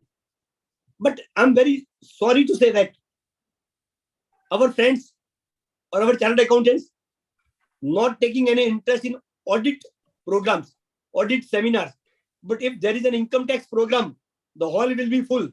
We have to say no to the member. But they are least interested in the audit. But by the Act of Parliament, the institute has been set up for the purpose of audit. The audit is our core area, bread and butter. People known as an auditor. Once the auditor discharges the liabilities by signing the financial statement, the regulator or a stakeholder, they all believe that whatever the financial statement present before them is true and correct. Why I'm saying true and correct? We know that we are giving opinion on true and fair view, but other is not knowing. They are not a chartered accountant. उनको ऐसा है कि एक बार chartered accountant ने sign कर दिया तो वो एरर फ्री होगा. I got an opportunity to meet the chairperson of SEBI, Madhvi Puribuch. They specifically told that whenever the corporate fails, the two agencies come into picture. One is the Institute of Chartered Accountants of India and another is SEBI. लोग बोलते हैं SEBI क्या कर रही थी, institute क्या कर रही थी. अब institute not as a body, institute based in a 380,000 member. All these 380,000 member is our brand ambassador. उनकी परफॉर्मेंस इंस्टीट्यूट की परफॉर्मेंस है. तो मैं इंस्टीट्यूट की साइड से आप लोगों को रिक्वेस्ट करता हूं कि कोई भी फाइनेंशियल स्टेटमेंट साइन करे, ऑडिट रिपोर्ट साइन करे, सर्टिफिकेट साइन करे, purely take care. You satisfy yourself. Don't come into pressure. जो भी आपको करना है वो करना है. अगर आप सेटिस्फाई नहीं है तो आपकी रिपोर्ट उसी हिसाब से करने का है. ये किया है. दूसरा, दिस टाइम हमने किया कि 3 साल का रोलिंग पीरियड था सीपी कंप्लीट करने का, उसको हटा दिया है. और इस साल कैलेंडर ईयर 2023 में ही आपको सीपी आपको स्ट्रक्चर पूरे करने हैं. मेरा ये संपूर्ण मानना है कि लर्न आज करना है तो 3 साल बाद सीख के क्या करेंगे. ऑडिट रिपोर्ट आज साइन कर रहे हैं, काम आज कर रहे हैं, तो 3 साल बाद में नेक्स्ट ईयर सीख के क्या करेंगे. तो it should be on day to day basis. जो आज का काम है वो आज ही करना है, इस साल का काम इस साल ही करना है. तो आपको जो 20 स्ट्रक्चर सीपी अवर्स करने हैं वो आपको इसी साल करने हैं. और जो ये झूम प्रोग्राम हम कर रहे हैं वो झूम प्रोग्राम को आपको अनस्ट्रक्चर्ड सीपी क्लेम करना है. Those who are listening this program. So another, we have one very good step that your attendance will be marked by electronics. Within 1 or 2 months, we are coming with the QR code. So whenever you enter in the hall of seminar, QR code will be scanned and your attendance will be automatically marked. I'm not saying about the police गिरी कि आप आए और पढ़े. हमको आपकी सुविधा को आसान करना है. मेंबर्स, स्टूडेंट, जो भी मेंबर्स है या जो भी प्रोग्राम ऑर्गेनाइजिंग यूनिट है, उनको ऑटोमेटिक ये फैसिलिटी मिले. मेंबर्स को पता चला कि मेरा सीपी अपडेट हुआ कि नहीं. जो बैकलॉग है, टाइम लैग है, उसको कम से कम मिनिमम करना है, हटा देना है, जीरो करना है. दूसरा, पूरे इंडिया का एक ही डेस्कटॉप बना रहे जहां पे आप जाके प्रोग्राम से रजिस्टर कर सकते हैं. आपको इंडिया का कोई भी प्रोग्राम कहीं से भी रजिस्टर कर सकते हैं, सब प्रोग्राम आपको वहां दिखेंगे। तो आपकी चॉइस है कि आप प्रोग्राम कहीं भी जाके अटेंड कर सकते हैं। With this we are trying our best to give the best knowledge to the members. So thank you so much Gopal ji, take your programme ahead. Thank you so much. Thank you, Purushottam sir. Thank you Tiwari ji, nice to see you. Thank you sir for coming sir and taking out the time out of your busy schedule. Right. Initially I Right. informed Gopal ji also कि sir had promised me. It's my duty. You are doing I wonderful don't job. get the time. Wonderful job. Thank you sir. Thank you, sir. Taking the session forward, I would request Jayesh Bothra to please take the session. Thank you once again Gopal sir. मैं Jagjit Singh Jack sir का introduction read कर रहा हूँ। He is a regional council member, newly elected regional council member of NIRC. He is ex officio member of Rewari and Bhiwani branch. He have done his CA on May 2008. He has also done certificate course of ICAI on concurrent audit of banks, on forensic accounting and fraud detection, certification course of Goods and Service Tax Act, certification course of anti-money laundering also. He have a huge experience and speaker in the fields of soft skills, accounting, accounting standards, professional ethics, income tax, DVAT, service tax, GST, outcome of budget also. He has he is being awarded as Best GMCS Faculty Award of NIRC of ICAI 2015.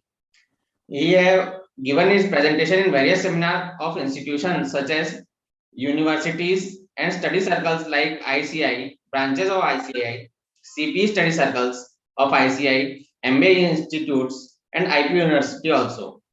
He have also given webinars in the various committees of ICAI and with others in the lockdown period also.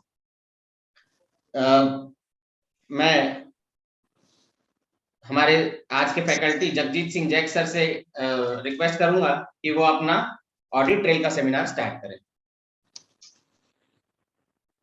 Thank you everyone.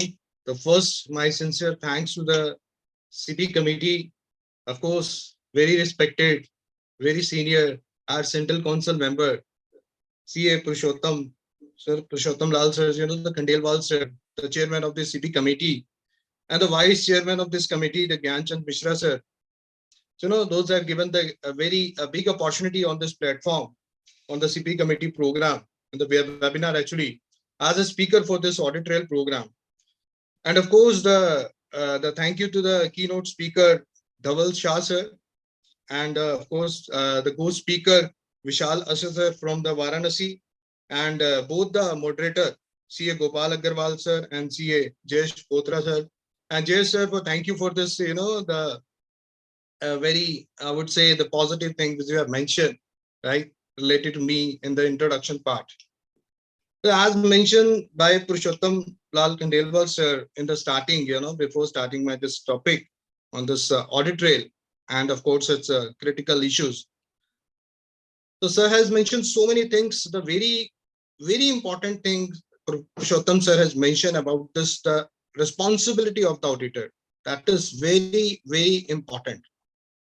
Because as an auditor, when you are working, when you are reporting to the government department, you are reporting to the CAG, reporting to the RBI, reporting to the other, reporting to the NAFRA also.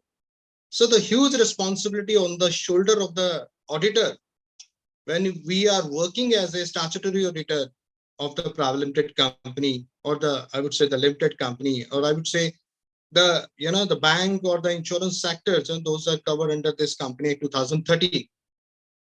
So very big responsibility on the shoulder of this, and I would say even the hats off to the team of the CPE committee as well, and of course the audit standard committee for drafting this, the guidance note on this audit trail. Very important, very useful. So when the present member, my request to all the present member, so please read this guidance note on this, the rule 11G of this audit trail. Very, very important before start any audit, before giving any report related to this audit trail, must read this guidance note on this rule 11G on this audit trail part. Very, very important, because I'm here just because of that, I have read each and every word related to this guidance note first, and of course the changes, the notification, what I will try to cover within this 15 minutes time period, because sir has mentioned, even Ajit Nath Tiwari ji, and of course all the technical team members. So thanks a lot to all the members, the supporting team members, of course, and they have mentioned me, sir, you have only 50 minutes, so within 50 minutes you have to cover, and after that the 10 minutes for the Q&A. And definitely the members having a huge query related to this audit trail, we can do this, we cannot do, we can't do this, sir, what you advise, what is your opinion, what you will suggest. So both, so many questions coming on the daily basis on my mobile related to this audit trail. Very important topic. So please be patient and be connected in this program. I'm just going to start the presentation. I don't have any PPT, so I will try to communicate face to face. What I will try to cover in this 50 minutes, the first one is the motive, the objective of this audit trail. Why this central government, why this MCA, right? The Ministry of this, the Company Act 2013 and the MCA, why they have basically launched, why they have entered the new responsibility on the shoulder of this auditor related to this audit trail. Why this new concept, audit trail in the market? Second thing, we are well aware about the case, like the big scam related to this accounting scam. I would say that was in the year 2009, and the name of that company was Satyam. We all are well about that, the accounting scam case. So that these type of things happen in the market. So that is why the central government as well as the MCA both have worked and launched this audit trail, the reporting part, the new reporting part. Third thing, what is audit trail? What is audit trail? I will try to cover few things, and very important thing is the rule 3.1 of this, company accounts rule 2014. Rule 11G, the new rule 11G entered, and what they have mentioned in this 11G, what they will cover related to this audit trail, I will try to cover. And section 213 related to the books of account, what they have mentioned in this. So I will definitely, and auditor representation, and of course the auditor responsibility related to this audit trail, and what is the management responsibility as mentioned by Purushottam sir, very well said by Purushottam sir. What is the responsibility of the management? Because the board of directors, the management of the company, they are basically maintaining their books of account with the help of the specified software in this company, and we are working as an auditor. We are just giving our opinion on that, the books of account of the company, what the transaction made by the company, what the business actually doing by the company. So what is the profit, what is the loss, what are the expenses which are allowed, and audit trail, what they have done, what they have made in the books of account or in the system, what they have entered, what they have deleted, what they have added. So all the things we have to report. So what is the responsibility of the management? The management is actually responsible for the books of account, that we know that. So I will try this major important point. And of course, the qualification report, when you will find out something related to the audit trail during the year, throughout the year, maybe the company has disabled the audit trail, and you have find out something big which convert into the fraud in that company, we have to report. We have to give our qualification in the report. And what are the benefit of this audit trail to the, I would say, to the auditor, as well as to the government, as well as to the department also. So what are those benefits? What are those, the positive points, which come out after implementing this audit trail? And try to cover, if the time, allow me, if the watch allow me, the tally, basically the tally prime added log related to some technical knowledge, which I have learned from the last 1 week. And the last, and but not the least important, of course, the issues related to, so what are the report which came out from the tele and affected by this audit law. So I will try to cover those areas. So now the time starts. So I'm going to start this audit trail. What is this audit trail? So first of all, the very important things, in India, of course, the central government and the MCA, as I mentioned just before, both were working from the last so many years related to the transparency of the financial data of the big company. We have seen so many cases. The shell company shut down, the shell company, this type of from the data of this company. Why? Because those shell company actually manipulating the things in the books of account, and they were doing something, converting some black into white, some, these type of things. So that is why they have strike off. So both the as the central government as well as the MCA, both were working related to this audit trail, and now they have actually started this audit trail. First, they want to launch. First, they want to implement from the very first day, the 1st April 2021. But due to some, the COVID period, due to some other, problems, some technical issues, some website issues, some, and the software issue. So that is why, they have deferred for 1 year. Then again, they want to start from 1st April 2022. Again, further they have deferred. So now they have actually implemented from the 1st April 2023 with the help of this notification of the MCA 24th March 2021. So deferred twice, but now 1st April 2023, the first date from which till this date, yes, we have to maintain this audit trail only in the case of company. In the initial stage, I'm saying only in the case of company. Why I'm mentioning here? Because if you have something in your mind, you want to ask about this LLP, about partnership, about proprietorship. So nothing, this responsibility, nothing this, the liability for this partnership firm, proprietorship firm, or the LLP to maintain this audit trail in the software. This is only applicable in the case of the company.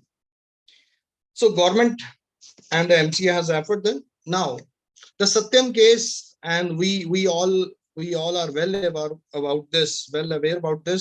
The $1.5 billions, the transaction made by the Satyam in the accounting scam that was in the year 2009. So what they had done in the accounting software, they had actually created some bills, some, the turnover. They have increased the turnover with the cash sale. Actually, they have pass entry, as mentioned by Purushottam sir. Right? So just a second, I have to switch off one.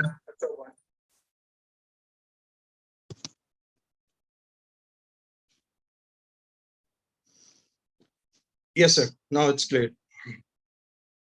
So yes, we were talking about the Satyam case. What they have done in the accounting software, they have passed some, the sale bills against the cash receipt, and they have generated the turnover, the fake turnover in the books of account.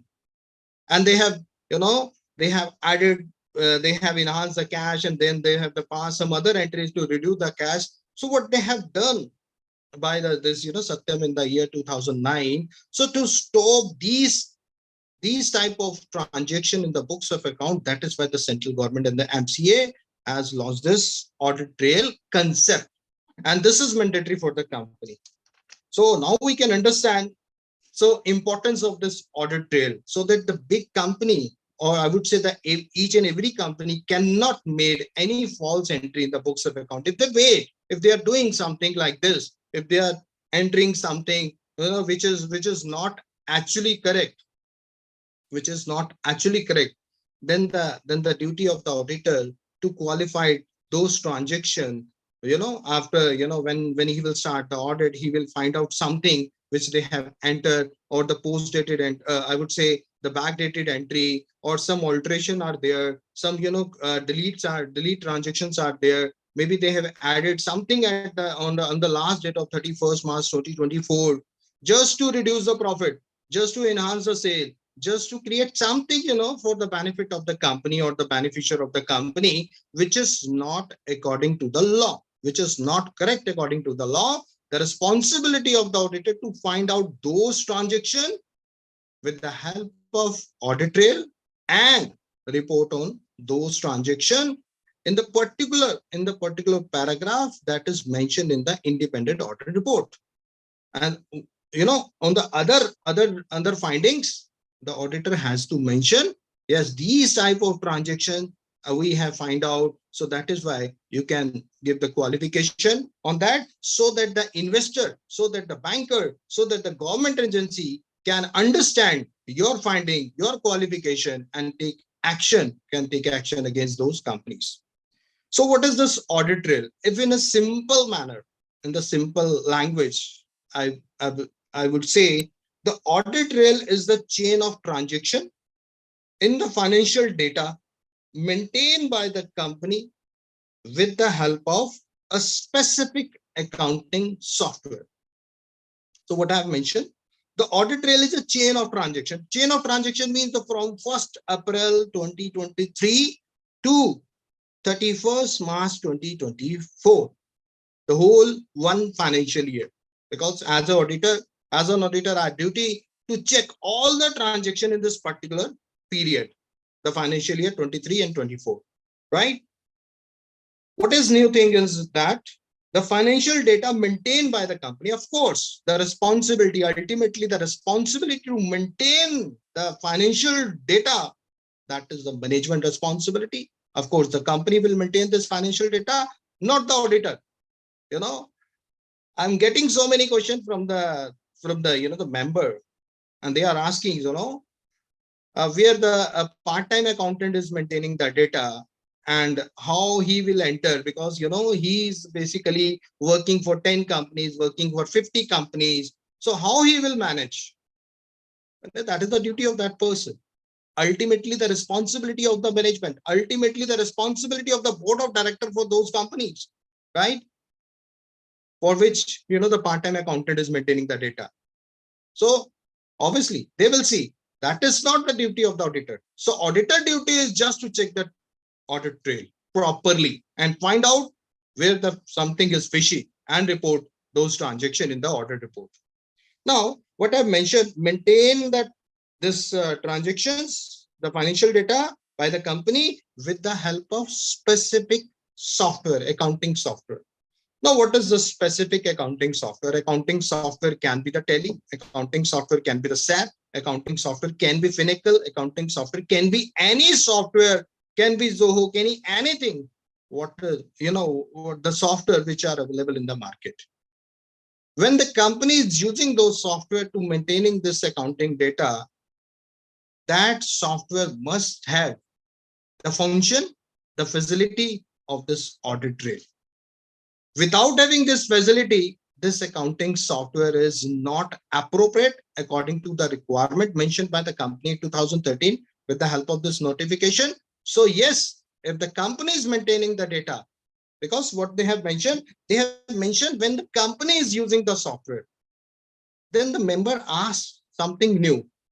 Sir, Mr. Singh, if the company is not using the software for maintaining these books of account, if they are, manually writing the books of account, then what? Then I've answered those questions to those members. Nowadays, I don't think so. The company, they are maintaining their books of account without the help of software. Every company, if they are getting a preparation of this account from the part-time accountant, after that, the part-time accountant is using the software.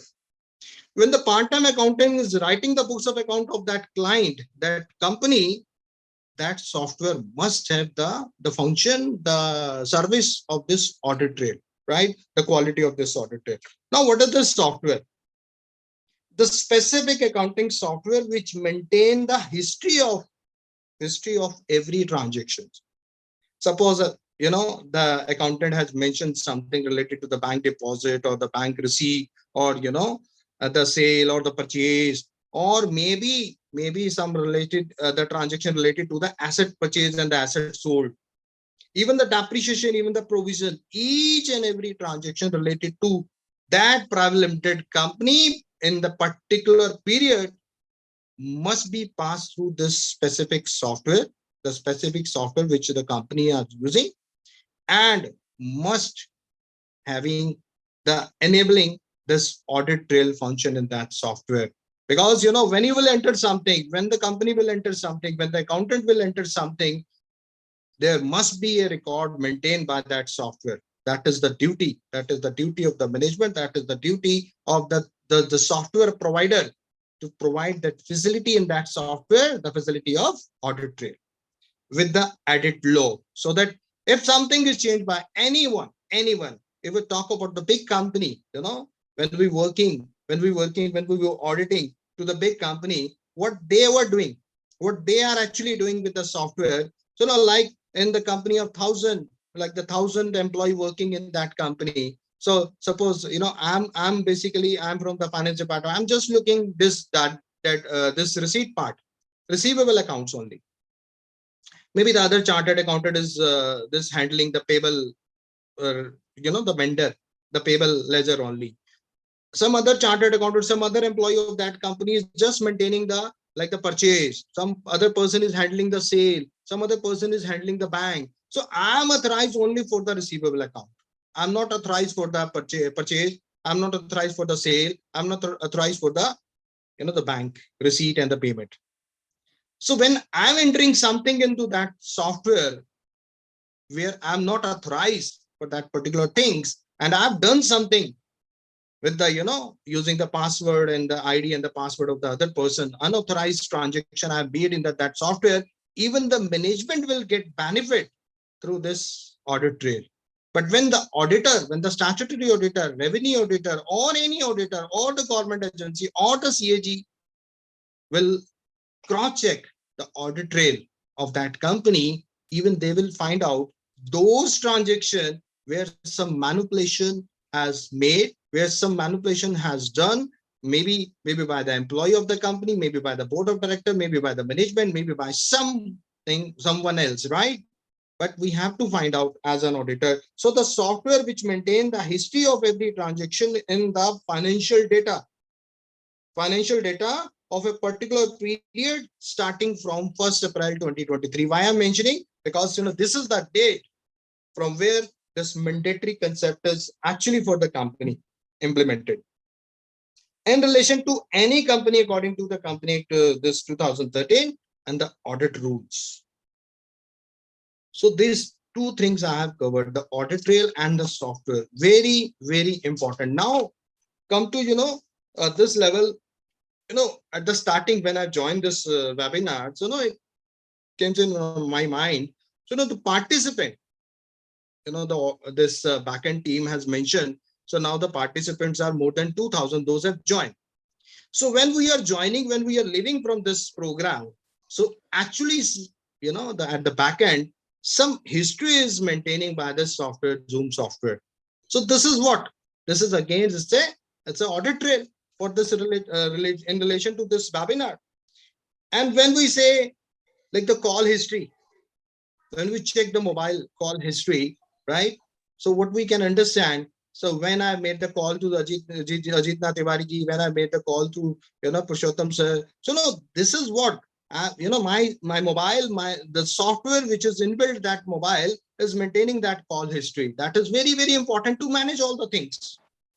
If we talk about the Google history, when you have opened this website, when you have accessed this website, when you have shut down, what we have download, what we have upload in the YouTube. So everything is maintained by the every system. So when everything is available, we can manage, we can get benefit those, the history. So that is why.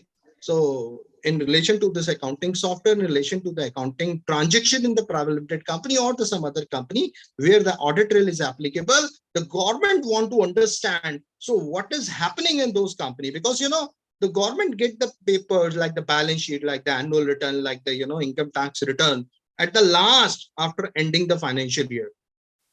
What they actually, receive from the assessee, only the final data, only the final figures on the balance sheet.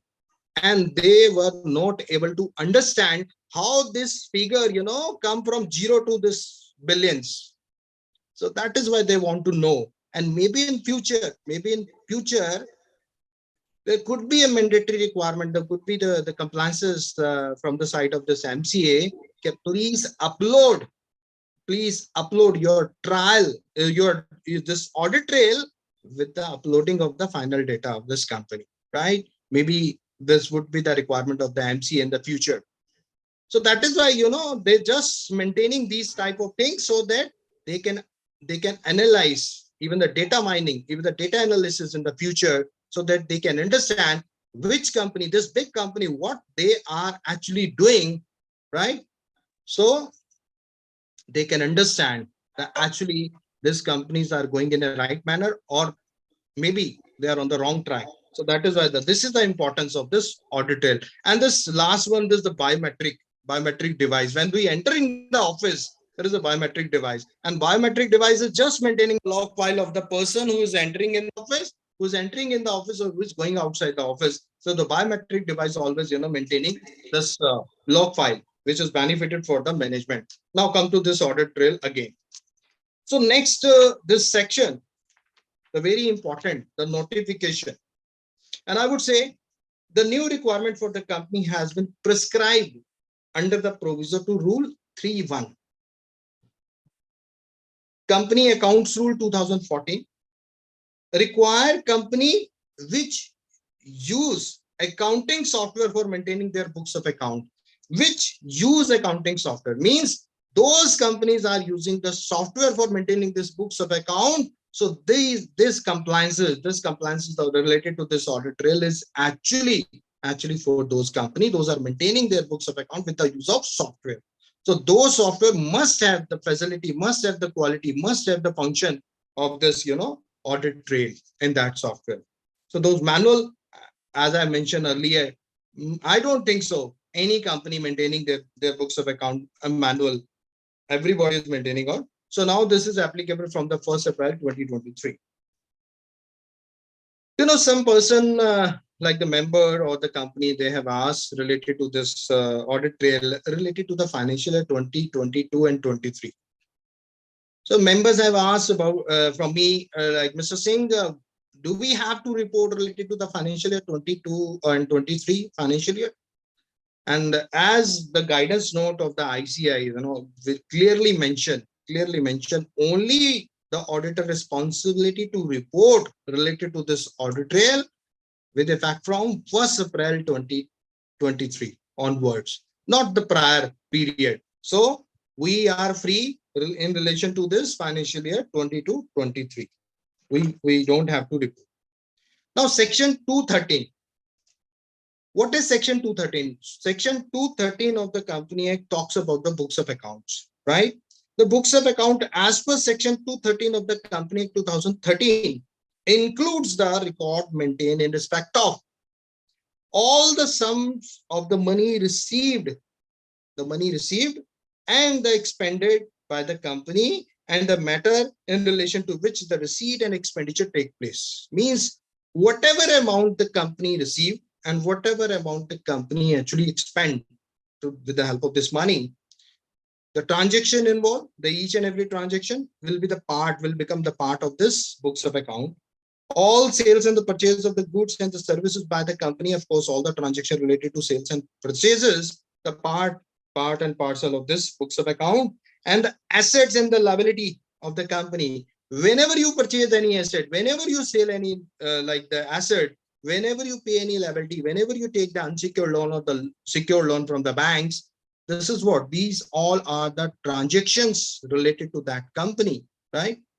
And related to what we have entered in the accounting software with the help of specific software. So all these are the transaction part and parcel of this books of account. So what we have learned when we were studying in the 11th standard, the three golden principle, accounting principle, the debit what comes in, the credit what goes out, the debit all the expenditure, credit all the incomes, and the debit all the receiver, and credit all the giver, of course. So these three golden principle every transaction related to this, we have to enter in the financial transactions in the books of account with the help of the specific software. Why I'm again saying the specific software, that software must have the function of audit trail, the facility of audit trail. So that is books of account section 2, subsection 13 of the company 2013. Now the rule 11G, the latest one, the requirement of the rule, the new rule they have entered, the rule 11G, what this rule says, rule 11G requires auditor report, means 11G talks about the responsibility of the auditor. So what is the new responsibility of the auditor? According to this rule 11G, to state whether the company has used such accounting software. Suppose I have done the audit of one private limited company after the date of 31st March 2024, right? For the financial year 23-24.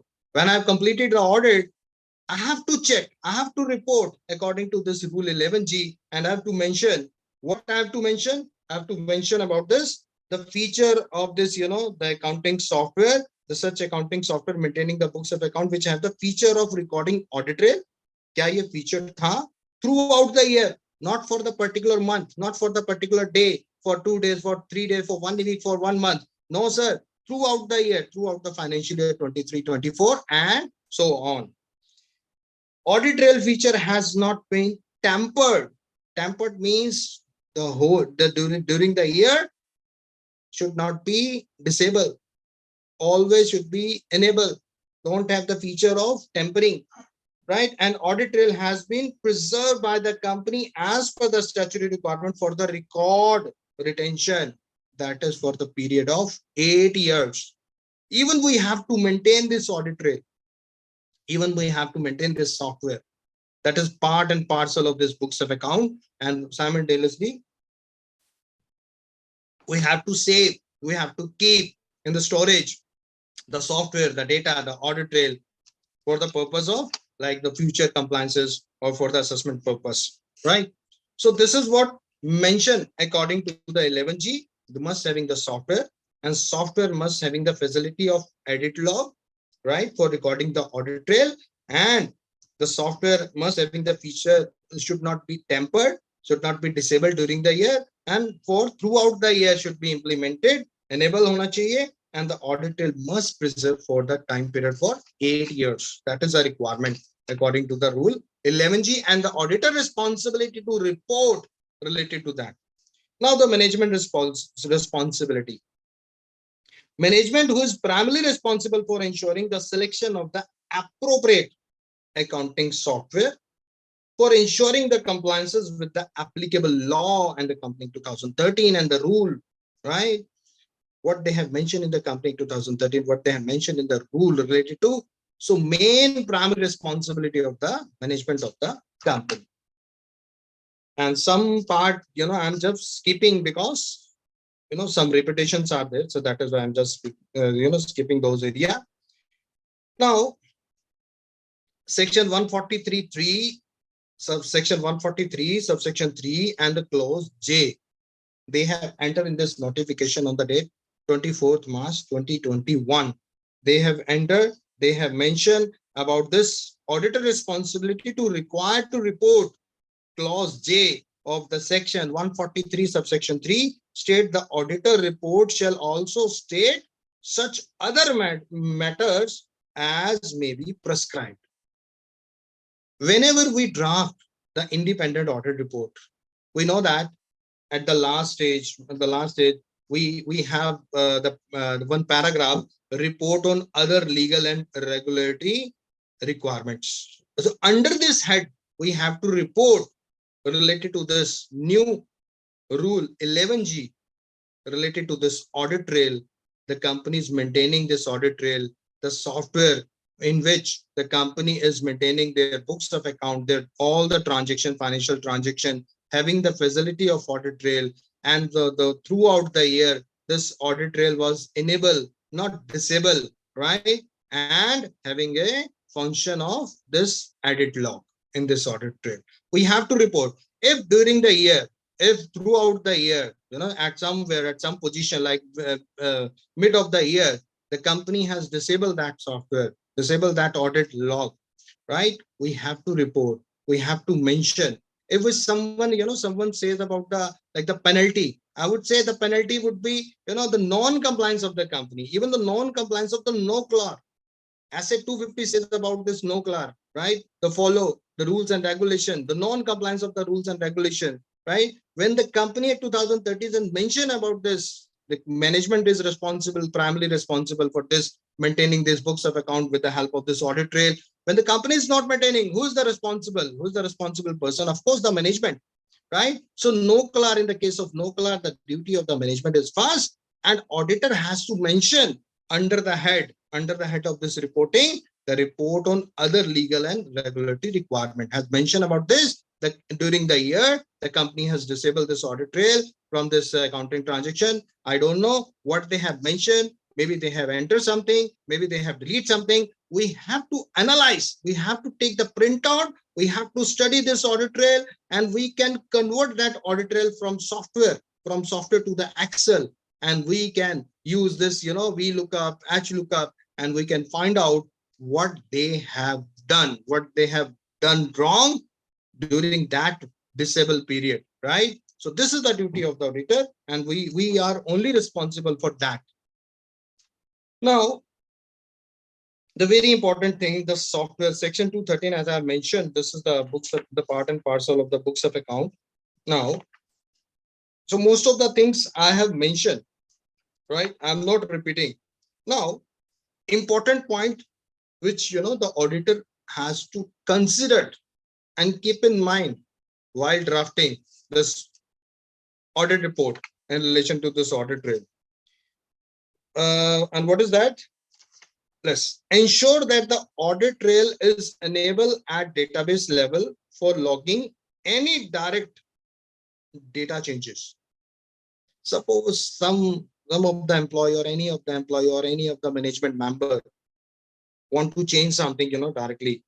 So that must be recorded. That must be recorded with the help of this audit trail, with the help of that specific software. Ensure that the audit trail is appropriately protected from any modification. There should not be like this, in the future, if company want to change, if company want to modify the audit trail, they can. The software should not like this. The software provider, like the company who is providing this software, accounting software, that company is responsible, right, to give the proper, the accuracy of the software must be there. The software should not like this during the year or after some part of time, the modification, even the management want to change, they can change. The software should not be like this. So auditor has to ensure that the audit trail is appropriately protected from any modification in the future. Ensure that the control over maintenance and monitoring of the audit trail and its features are designed and operating effectively throughout the period, effectively and efficiently. But when we start the internal audit of any company, and being an internal auditor, so when we are visiting to the company, maybe on the daily basis, maybe on the weekly basis, when your team is there, but being a senior person, you are visiting their weekly basis, monthly basis. In the case of bank, of course, you are visiting their weekly basis. So at some point of time, when you are doing this concurrent audit, when you are doing this internal audit, we have to check this audit trail simultaneously. So what are the important points?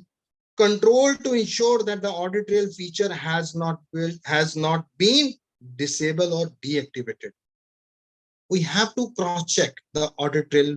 That button always remain enabled. It should not be disabled during the year, because when the button change, convert into enable to disable, maybe the company in that period parking some transaction, maybe removing some transaction, which the company don't want to show to the government department, don't want to show to the auditor, of course, and they don't want any qualification from the auditor side. So that is why they are doing something wrong with this financial data. So being an internal auditor, we have to cross-check and control to ensure that user ID assigned to each individual and user ID not share. As I mentioned, my in the previous example, the user ID of one person should not be shared with the other person, because when the user ID shared with the other employee of the company, the other employee can park any transaction in that particular software on behalf of that person. So who will be the responsible person? The responsible person whose ID actually misused with this software, in this software. So control to ensure that the change to the configuration for the audit trail are authorized.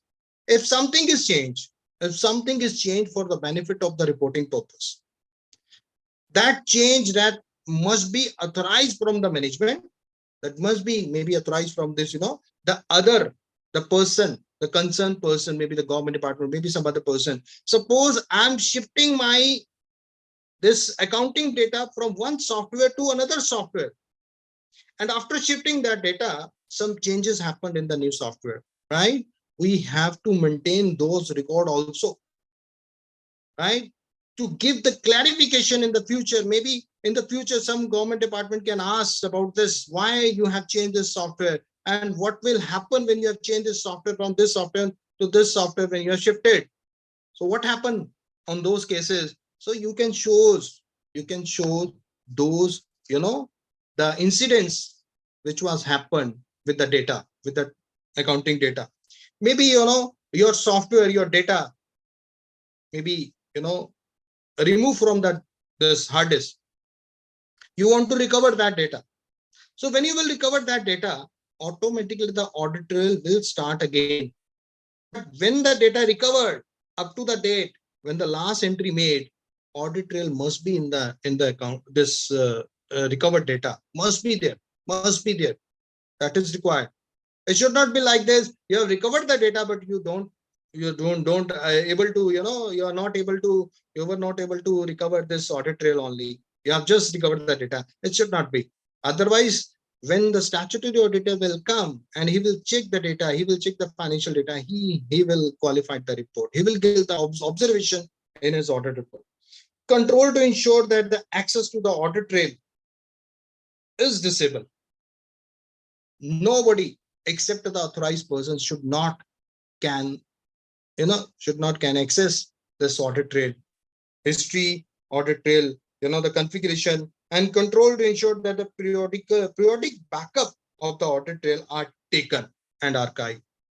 Of course, if we talk about the big company, they are on the daily basis, they are taking backup of this, this financial data, just to save the time, just to save the money, just to save everything, the resources of the company. Then why not audit trail? Of course, we have to take the backup of the audit trail also. When you will take the backup of this accounting software, the accounting data, the backup of the accounting data, automatically the audit trail backup automatically will come. So this is the duty of the IT person. This is the duty of the IT team of that particular company, to take the data on the periodic basis to save the important transaction, and without, I would say, the proper permission, after taking the proper permission. Otherwise, you are not authorized to access these type of things.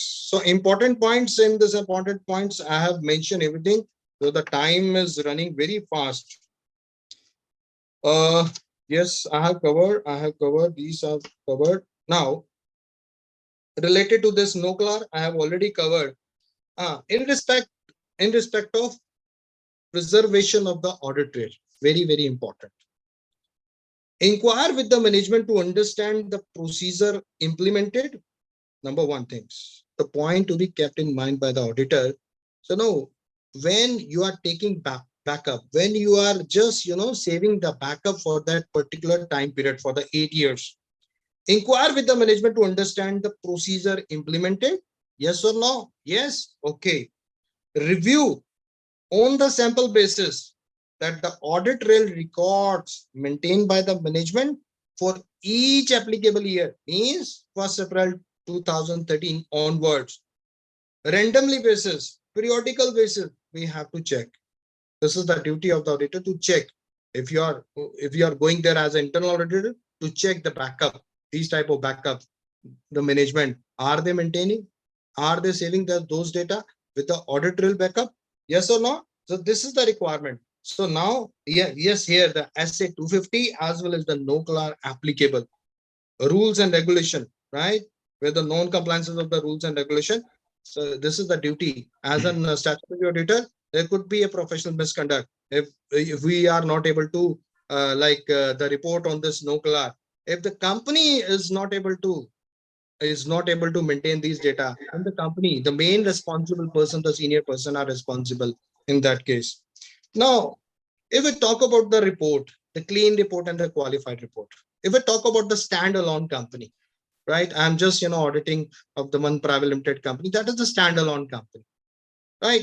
If they are maintaining a proper audit trail, if the audit trail records are there, there is no any, disable of this audit trail, the throughout the year, and I'm giving my clean report, there is no any finding, there is no my negative observation while auditing this audit trail and the financial data of that company, I can give the clean report without mentioning anything. But when I want to give the qualification report, then I have to keep in mind what I should and what I can write, what I can enter into my report. Like if you want to add something, then you can clearly mention. So the based on our examination, which included the test check and that performed by the respective auditor of the subsidiary, associates, joint venture, joint operation, which are company incorporated in India, whose financial statement have been audited under this act, except for the instances mentioned below. Except for the instances mentioned below means those instances where the audit trail, maybe some part of the time during that throughout the year, they have disabled. We have to mention those transactions, those have entered when the audit trail was disabled. So except for the instances mentioned below, we have to mention that list below as an annexure to our audit report. Otherwise, you can give the clean report. Very important things. Another one thing, when the members sometimes, they ask if the holding company is liable to maintain audit trail, is that same compliance is applicable to the subsidiary? I would say, sir, if the company is there, so this is applicable for all the company, whether the holding company or the subsidiary, both are the company. Yes, it is applicable for all, and they have to maintain this audit trail, whether the holding company or the subsidiary company. When the consolidation of the financial statements are there, both the audit trail of the subsidiary company, audit trail of the holding company, we have to maintain for that particular period. That period is 8 years. Now, most of the things, the special things, which I want to mention with this limitations, I have mentioned. Now, one thing is risk, that is fraud scenario. So an auditor may come across a scenario where the occurrence of an error or the fraud could not be established due to lack of maintenance, availability of the audit trail. Yes, of course. When audit trail function is not there, when the software which the company are using, there is not the facility of this audit trail, there could be a problem. There could be a big fraud, like I have mentioned in the starting, in the case of SubChem, that was happened in the year 2009. So audit trail must be there. If such kind of activities, such kind of findings are there, so as per the requirement of the CARO 2020, we must understand, we must analyze the data, we must analyze the financial data, properly check to report. Maybe some scenario related to this fraud had happened there. So we have to cross check. Maybe that is there. So we have to report accordingly. So that is why I have mentioned the huge responsibility on the shoulder of the auditor. Now, the benefit of the audit trail. If as an auditor, I will check the benefit. Yes, of course, the benefit. With the help of this audit trail, then I can audit each and every transaction of that financial statement, of this financial transaction of that particular company properly with the using of this, the I would say statistical tools, with the help of Excel, with the help of VLOOKUP, with the help of HLOOKUP, with the help of data mining, with the help of filtering.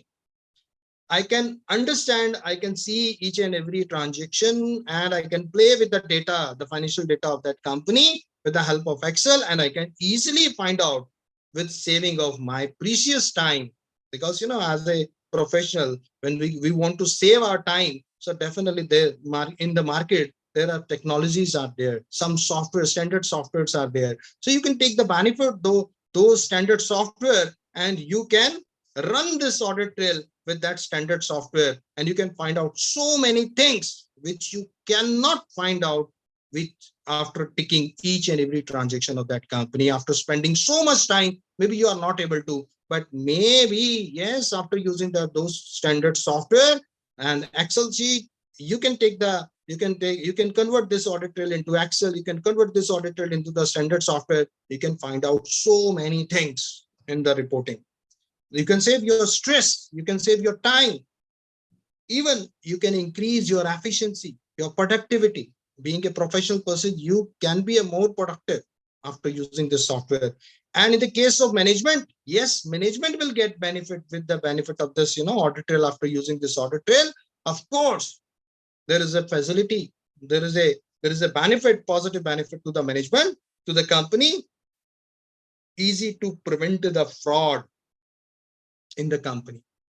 If company want to prevent the fraud in their company, after using this audit trail and with the proper help from the IT team, they can prevent the fraud from the company, right? Because the big company, they are doing transaction, they are selling something, they are purchasing something, they are, on the daily basis, they are working so hard, 24/7 they are working, but they are not well aware about this audit trail. So how they can find out the fraud when will happen in the company? So after happening the fraud, if they will find something, they will not get anything, but they can prevent that fraud with the help of this audit trail. So that is why for the management, yes, this is the benefit. And for the government side, of course, the government can play with the data, because in the government department, they have the data, the data analytics, they have some professional, so they can play with the data, right? So when the MCA will call for this audit trail as a compliances, the particular compliances for uploading this audit trail as a mandatory function, definitely the department will get benefited with this audit trail. Now the last I will cover, some of the members have asked Mr. Singh, when we use this tally, so which tally, if the audit trail is applicable to the company, when the company is maintaining their data, they have to use the software which having the edit log function. But when the data is maintained by the non-company, like in the case of proprietorship, in the case of partnership, in the case of LLP, they don't need to buy the such software like the updated software with this edit log function, right? They can maintain their data without this edit log function facility. But in the case of company, this is required. Whether you use Tally, whether you use Zoho, whether you use SAP or any other software. But what will happen? The impact of this audit trail will, this audit trail will give the impact on the voucher type. When you will add something, you have to add some voucher, right? And after adding, after 2 days, after 3 days, you have alter that voucher, the voucher type will get affected.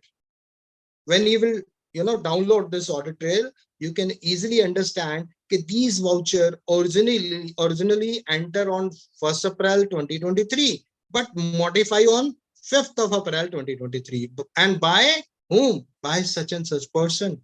So this is the facility. This is the benefit of this audit trail.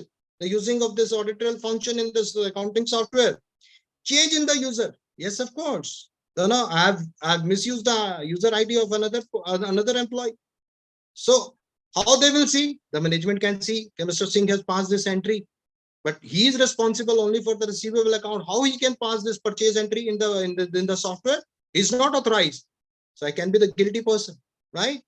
Change in the transaction. Amount can be changed, date can be changed, narration can be changed.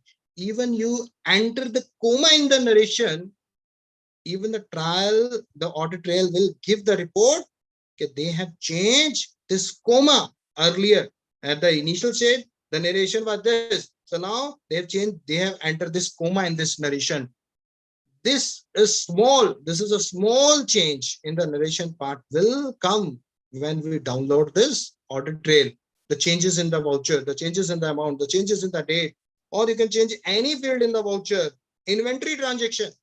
Suppose you want to increase the closing stock, and when you will enter, when you will alter the figures, when you will enter something to add the stock before this 31st March or on the 31st March, the 24th, 2024, yes, the audit trail will give the report.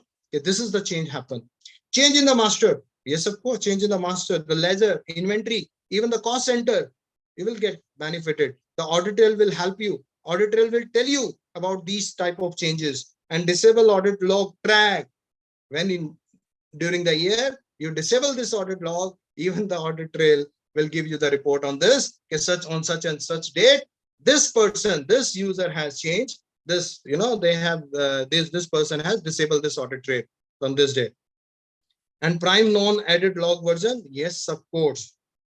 Right? And for the others, when you are shifting from the edit log from the non-prime log, even this change will come to in this audit trail. So what is this audit trail? Within this limited time period, what I have covered something, like the requirement of the objective of the government, objective of the MCA, right? What is rule 3.1 says? What is the rule, the new rule entered by the MCA, that is 11G, the requirement in the books of account according to the section 213.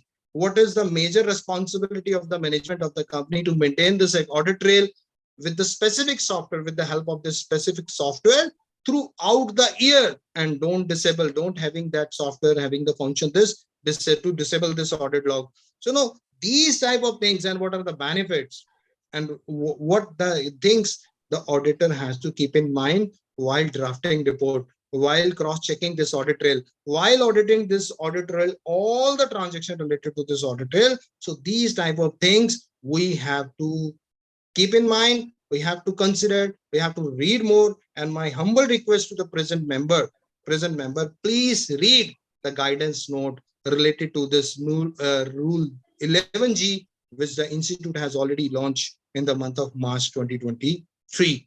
So once again, the thank you very much, the CP committee, all the the management committee members, the chairman, vice chairman, the chairman Purushottam sir, and of course Gyanchand Mishra ji, and all the team members, the secretary Ajitna Tiwari ji, and all the team members, of course the co-speaker, and I would say the moderator and the keynote speaker. So over to you, Gopal sir. Sir, thank you for a nice deliberation once again. इतना exhaustive और इतना knowledgeable था कि वैसे तो queries का question answer है ही नहीं, बट फिर भी मैं अभी ऑडियंस से रिक्वेस्ट करूंगा कि अगर कोई क्वेरीज, कोई जनरल आस्किंग हो तो वो जरूर करें. फिर भी मेरे पास कुछ क्वेरीज आई हैं जो मैं आपको बताना चाहूंगा. If the company is in a situation to shift from Tally to SAP and presently maintaining both Tally and SAP parallelly, what care we should take while auditing in the point of view of audit trail? So the main thing is that which software is actually the final software for that company. Of course, the company is shifting from Tally to SAP. Why they are shifting from Tally to SAP? They are upgrading their accounting software.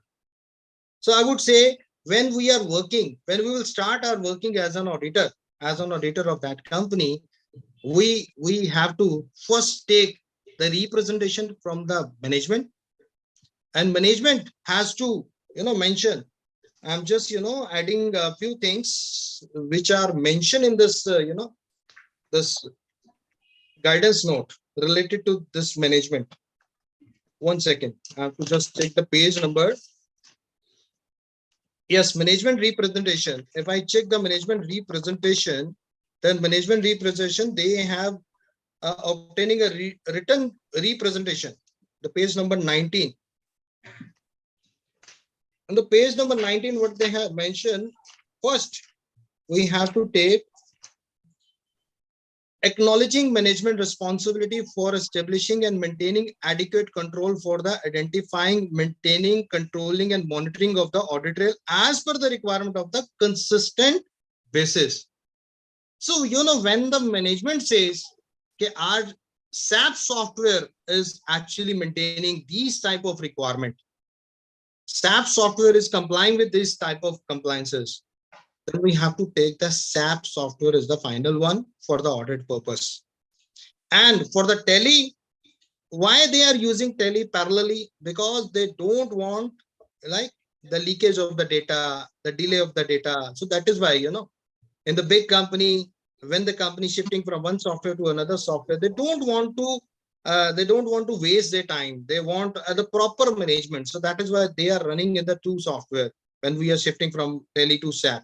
So that is why for 1 year, maybe for 2 years, when the automatically the SAP software is competent, when the management get approval, now the SAP software, upgraded software is competent, right? Eligible for the crystal reporting purpose. Management give the approval, then the final software, the auditor duty is to check that final software, according to me.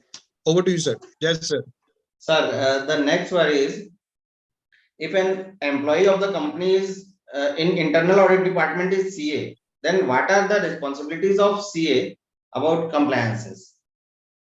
Sir, I have already mentioned, if a chartered accountant, if the member of the ICAI is working in the company in the finance department, right, and holding a top level, holding a management level post in that company and working as an employee of that company, not as a practicing chartered accountant, and just as a member of the ICAI working in that company.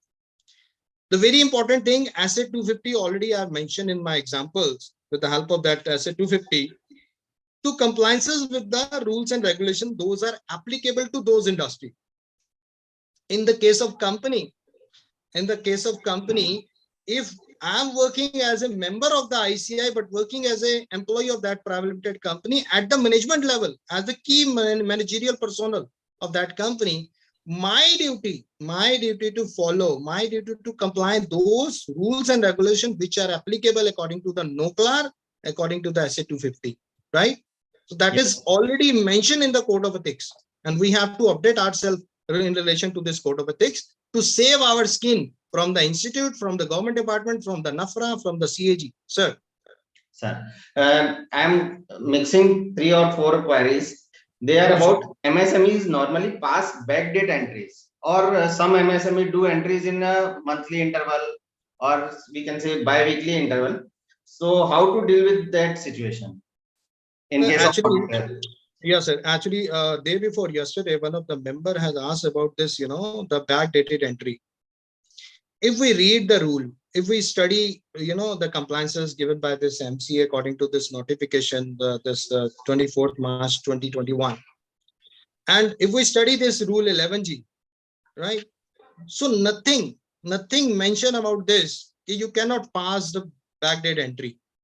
You can pass the backdate entry, but you know, suppose you are entering that entry related to like some 500 rupees or 200 rupees at the back, like the backdate entry in the, like on the date of 31st March 2024, which don't have any materiality. If I have already cross-checked, there is no any materiality, right?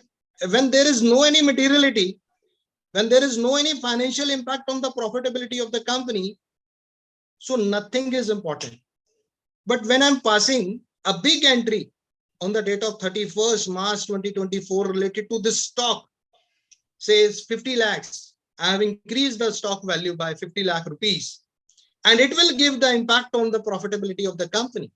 And automatically when the profit will increase, the EPS will increase. Automatically the impact will happen on the positive impact on the EPS, earning per share. And suppose it is a case of a limited company, suppose it is a case of a listed company, then being a auditor, we have to report. But nothing is mentioned about this in this rule. You cannot pass the backdate entry in the system, right? You can modify, you can add it, you can delete, you can enhance value, whatever you want to do this accounting software, whether the backdated or the, you know, whatever entry you want to pass, you can pass. Nothing is worrying about this. But if that entry is a material entry, which is very important for the auditor to report, for the management to understand, and for the investor to understand those transactions, for the government department to understand those transactions which are made and the audit trail will, will help them to understand these type of impact the management has given in this accounting software, just to misguide the investor, just to misguide the bankers. So that is very important, the duty of the auditor to disclose and qualify the report, sir. Before I ask the last query, I am saying that there are many queries, sir. So if you are comfortable, can you share your email ID so that we will also share to audience and they will ask of their course, queries on your email ID also. Already the backend team having my email ID and mobile number. If they can share, otherwise I'm just sharing, sir. All the present member, my request, kindly note down my email ID. That is jagjitca@gmail.com. Jagjit, JAGJEETCA@gmail.com. jagjitca@gmail.com. Jagjit में double E है, बस इतना ध्यान रखें। और backend team के पास भी है। मेरी तो रिक्वेस्ट ये रहेगी कि अगर कोई मेंबर बैकएंड टीम को देना चाहे अपने queries, so that the backend team can directly, can pass those queries to me. There are queries, but there are many queries, so that we cannot cover there here also. Okay, no issue. The member can directly send to me. I will answer those queries, sir. Okay, sir. मैं अपनी audience के लिए विशाल अशर sir की ID share कर रहा हूं, that's vishalbasher@gmail.com। जो भी मेंबर, जो भी ऑडियंस में से पार्टिसिपेंट में से उनसे क्वेरी करना चाहें वो बाद में कर सकते हैं, vishalbasher@gmail.com। और एक लास्ट क्वेरी के साथ, sir, all the checks of audit trails is covered under IFC report also, then why it is incorporated in main audit? ये एक क्वेरी है सर, जिसको लास्ट रिजोल्यूशन करके फिर just a second, I have mentioned in relation to this IFC. Just a second, sir. I have to answer from those page.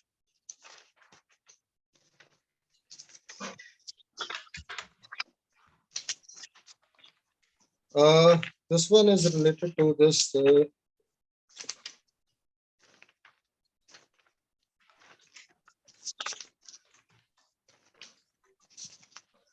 Yes, sir. So what I have basically, note down from this guidance note of the ICAI, reporting on the IFC Rule 11G. Auditor is. Can you ask the query once again, sir? Jay, sir. Sir, it's all the checks of audit trail is covered under IFC report. Then why it is incorporated in main audit? I think so. The requirement of the government and the the MCA just to manage the the bigger company first. According to me, according to my knowledge, what the level which I have, the experience which I am maintaining, according to my knowledge, the main purpose is to just cover the main things. We have studied this ABC analysis. Yes, sir. Yes, sir. In the costing, we have studied ABC analysis. Yeah. So when we talk about the A category is the main category. Okay. So when we are covering the major company, when we are covering the A category company, the main company, out of these, like I would say the inflation will affect, or the per capita income will affect, or I would say the decision of the central government is depend. So maybe that is why they have covered, these companies in a separate host, according to this IFC. Sir. Sir, एक अच्छी query आई है, sir. If you permit, I will ask. Sir. What will be the penalty if audit trail is not maintained?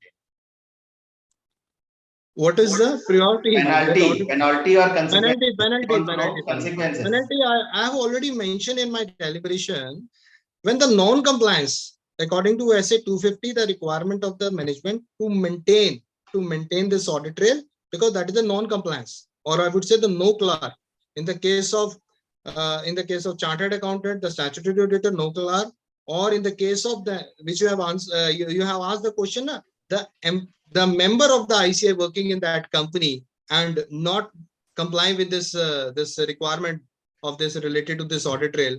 So if as a chartered accountant I'm working as a member, as a member and the employee of that company. Obviously, the professional misconduct will happen. But in the case of management, the big penalty can be imposed by the MCA for the non-compliance. Now, Jay sir is totally depend upon the materiality. Suppose I'm the director of the company and I'm not maintaining any audit trail, and I'm doing, you know, the big black and big transaction in my company. I'm not maintaining this audit trail. And after the investigation, after the CBI raid, after the investigation team, you know, enter into my company and they have checked so many things, they have find out so many things, so many blunder which I have made in the past year, and without maintaining this audit trail, of course, sir, it's totally depend upon the blunder which I have made. The penalty can be imposed. Okay sir, मैं CPE committee की तरफ से सभी audience का बहुत बहुत आभारी हूं कि उन्होंने पेशेंसफुली सुना। वी होप कि ये आपको बहुत लंबे समय तक आपके प्रोफेशनल करियर में हेल्प करेगा। मैं दोनों स्पीकर सर का भी बहुत आभारी हूं, सीपीटी कमेटी के सभी मैनेजिंग जो इसके पार्ट रहे हैं, मैं सभी का आभारी हूं। इसी शब्दों के साथ मैं यहाँ पर प्रोग्राम को कंक्लूड करता हूं। Thank you once again. And thank you, sir, from my side, sir. Thank you all the CP committee members. Thank you, sir, and thank you the chairman. Thank you, Ajitnath Tiwari ji, the secretary. Of course, Mishra sir, you know, the vice chairman of this committee, and all the technical team, you know, at the back end, they are supporting, you know, with the help of all the person, with the help of this, you know, the moderator, of course, the keynote speaker, of course, the chairman, vice chairman, secretary, and the technical team. That is why that today, you know, the 2000 plus the member will join in this webinar. So hats off to all the team members for their wonderful efforts, sir. Thank you very much, sir. Thank you. And thank you for giving me a wonderful opportunity as a speaker, inviting me, and of course, my other co-speaker in this webinar, sir. Thank you, sir. I would like to extend thanks to both of you, Gopalji and Jayji, moderator of this program, for wonderfully, you know, moderating this session, today's session.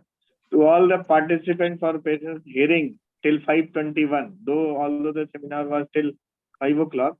So the topic was so appealing, Jagdish Singh. So kudos goes to you also. We got so much, you know, good number of registration and, you know, that attendees as well. So thank you to all, sir. Team have performed very nice, sir. Our team. All the blessing of the team, sir. Thank you. There is a team. Chairman, vice chairman, all the team members. We all are one. Thank you, sir. Thank you. Thank you, sir.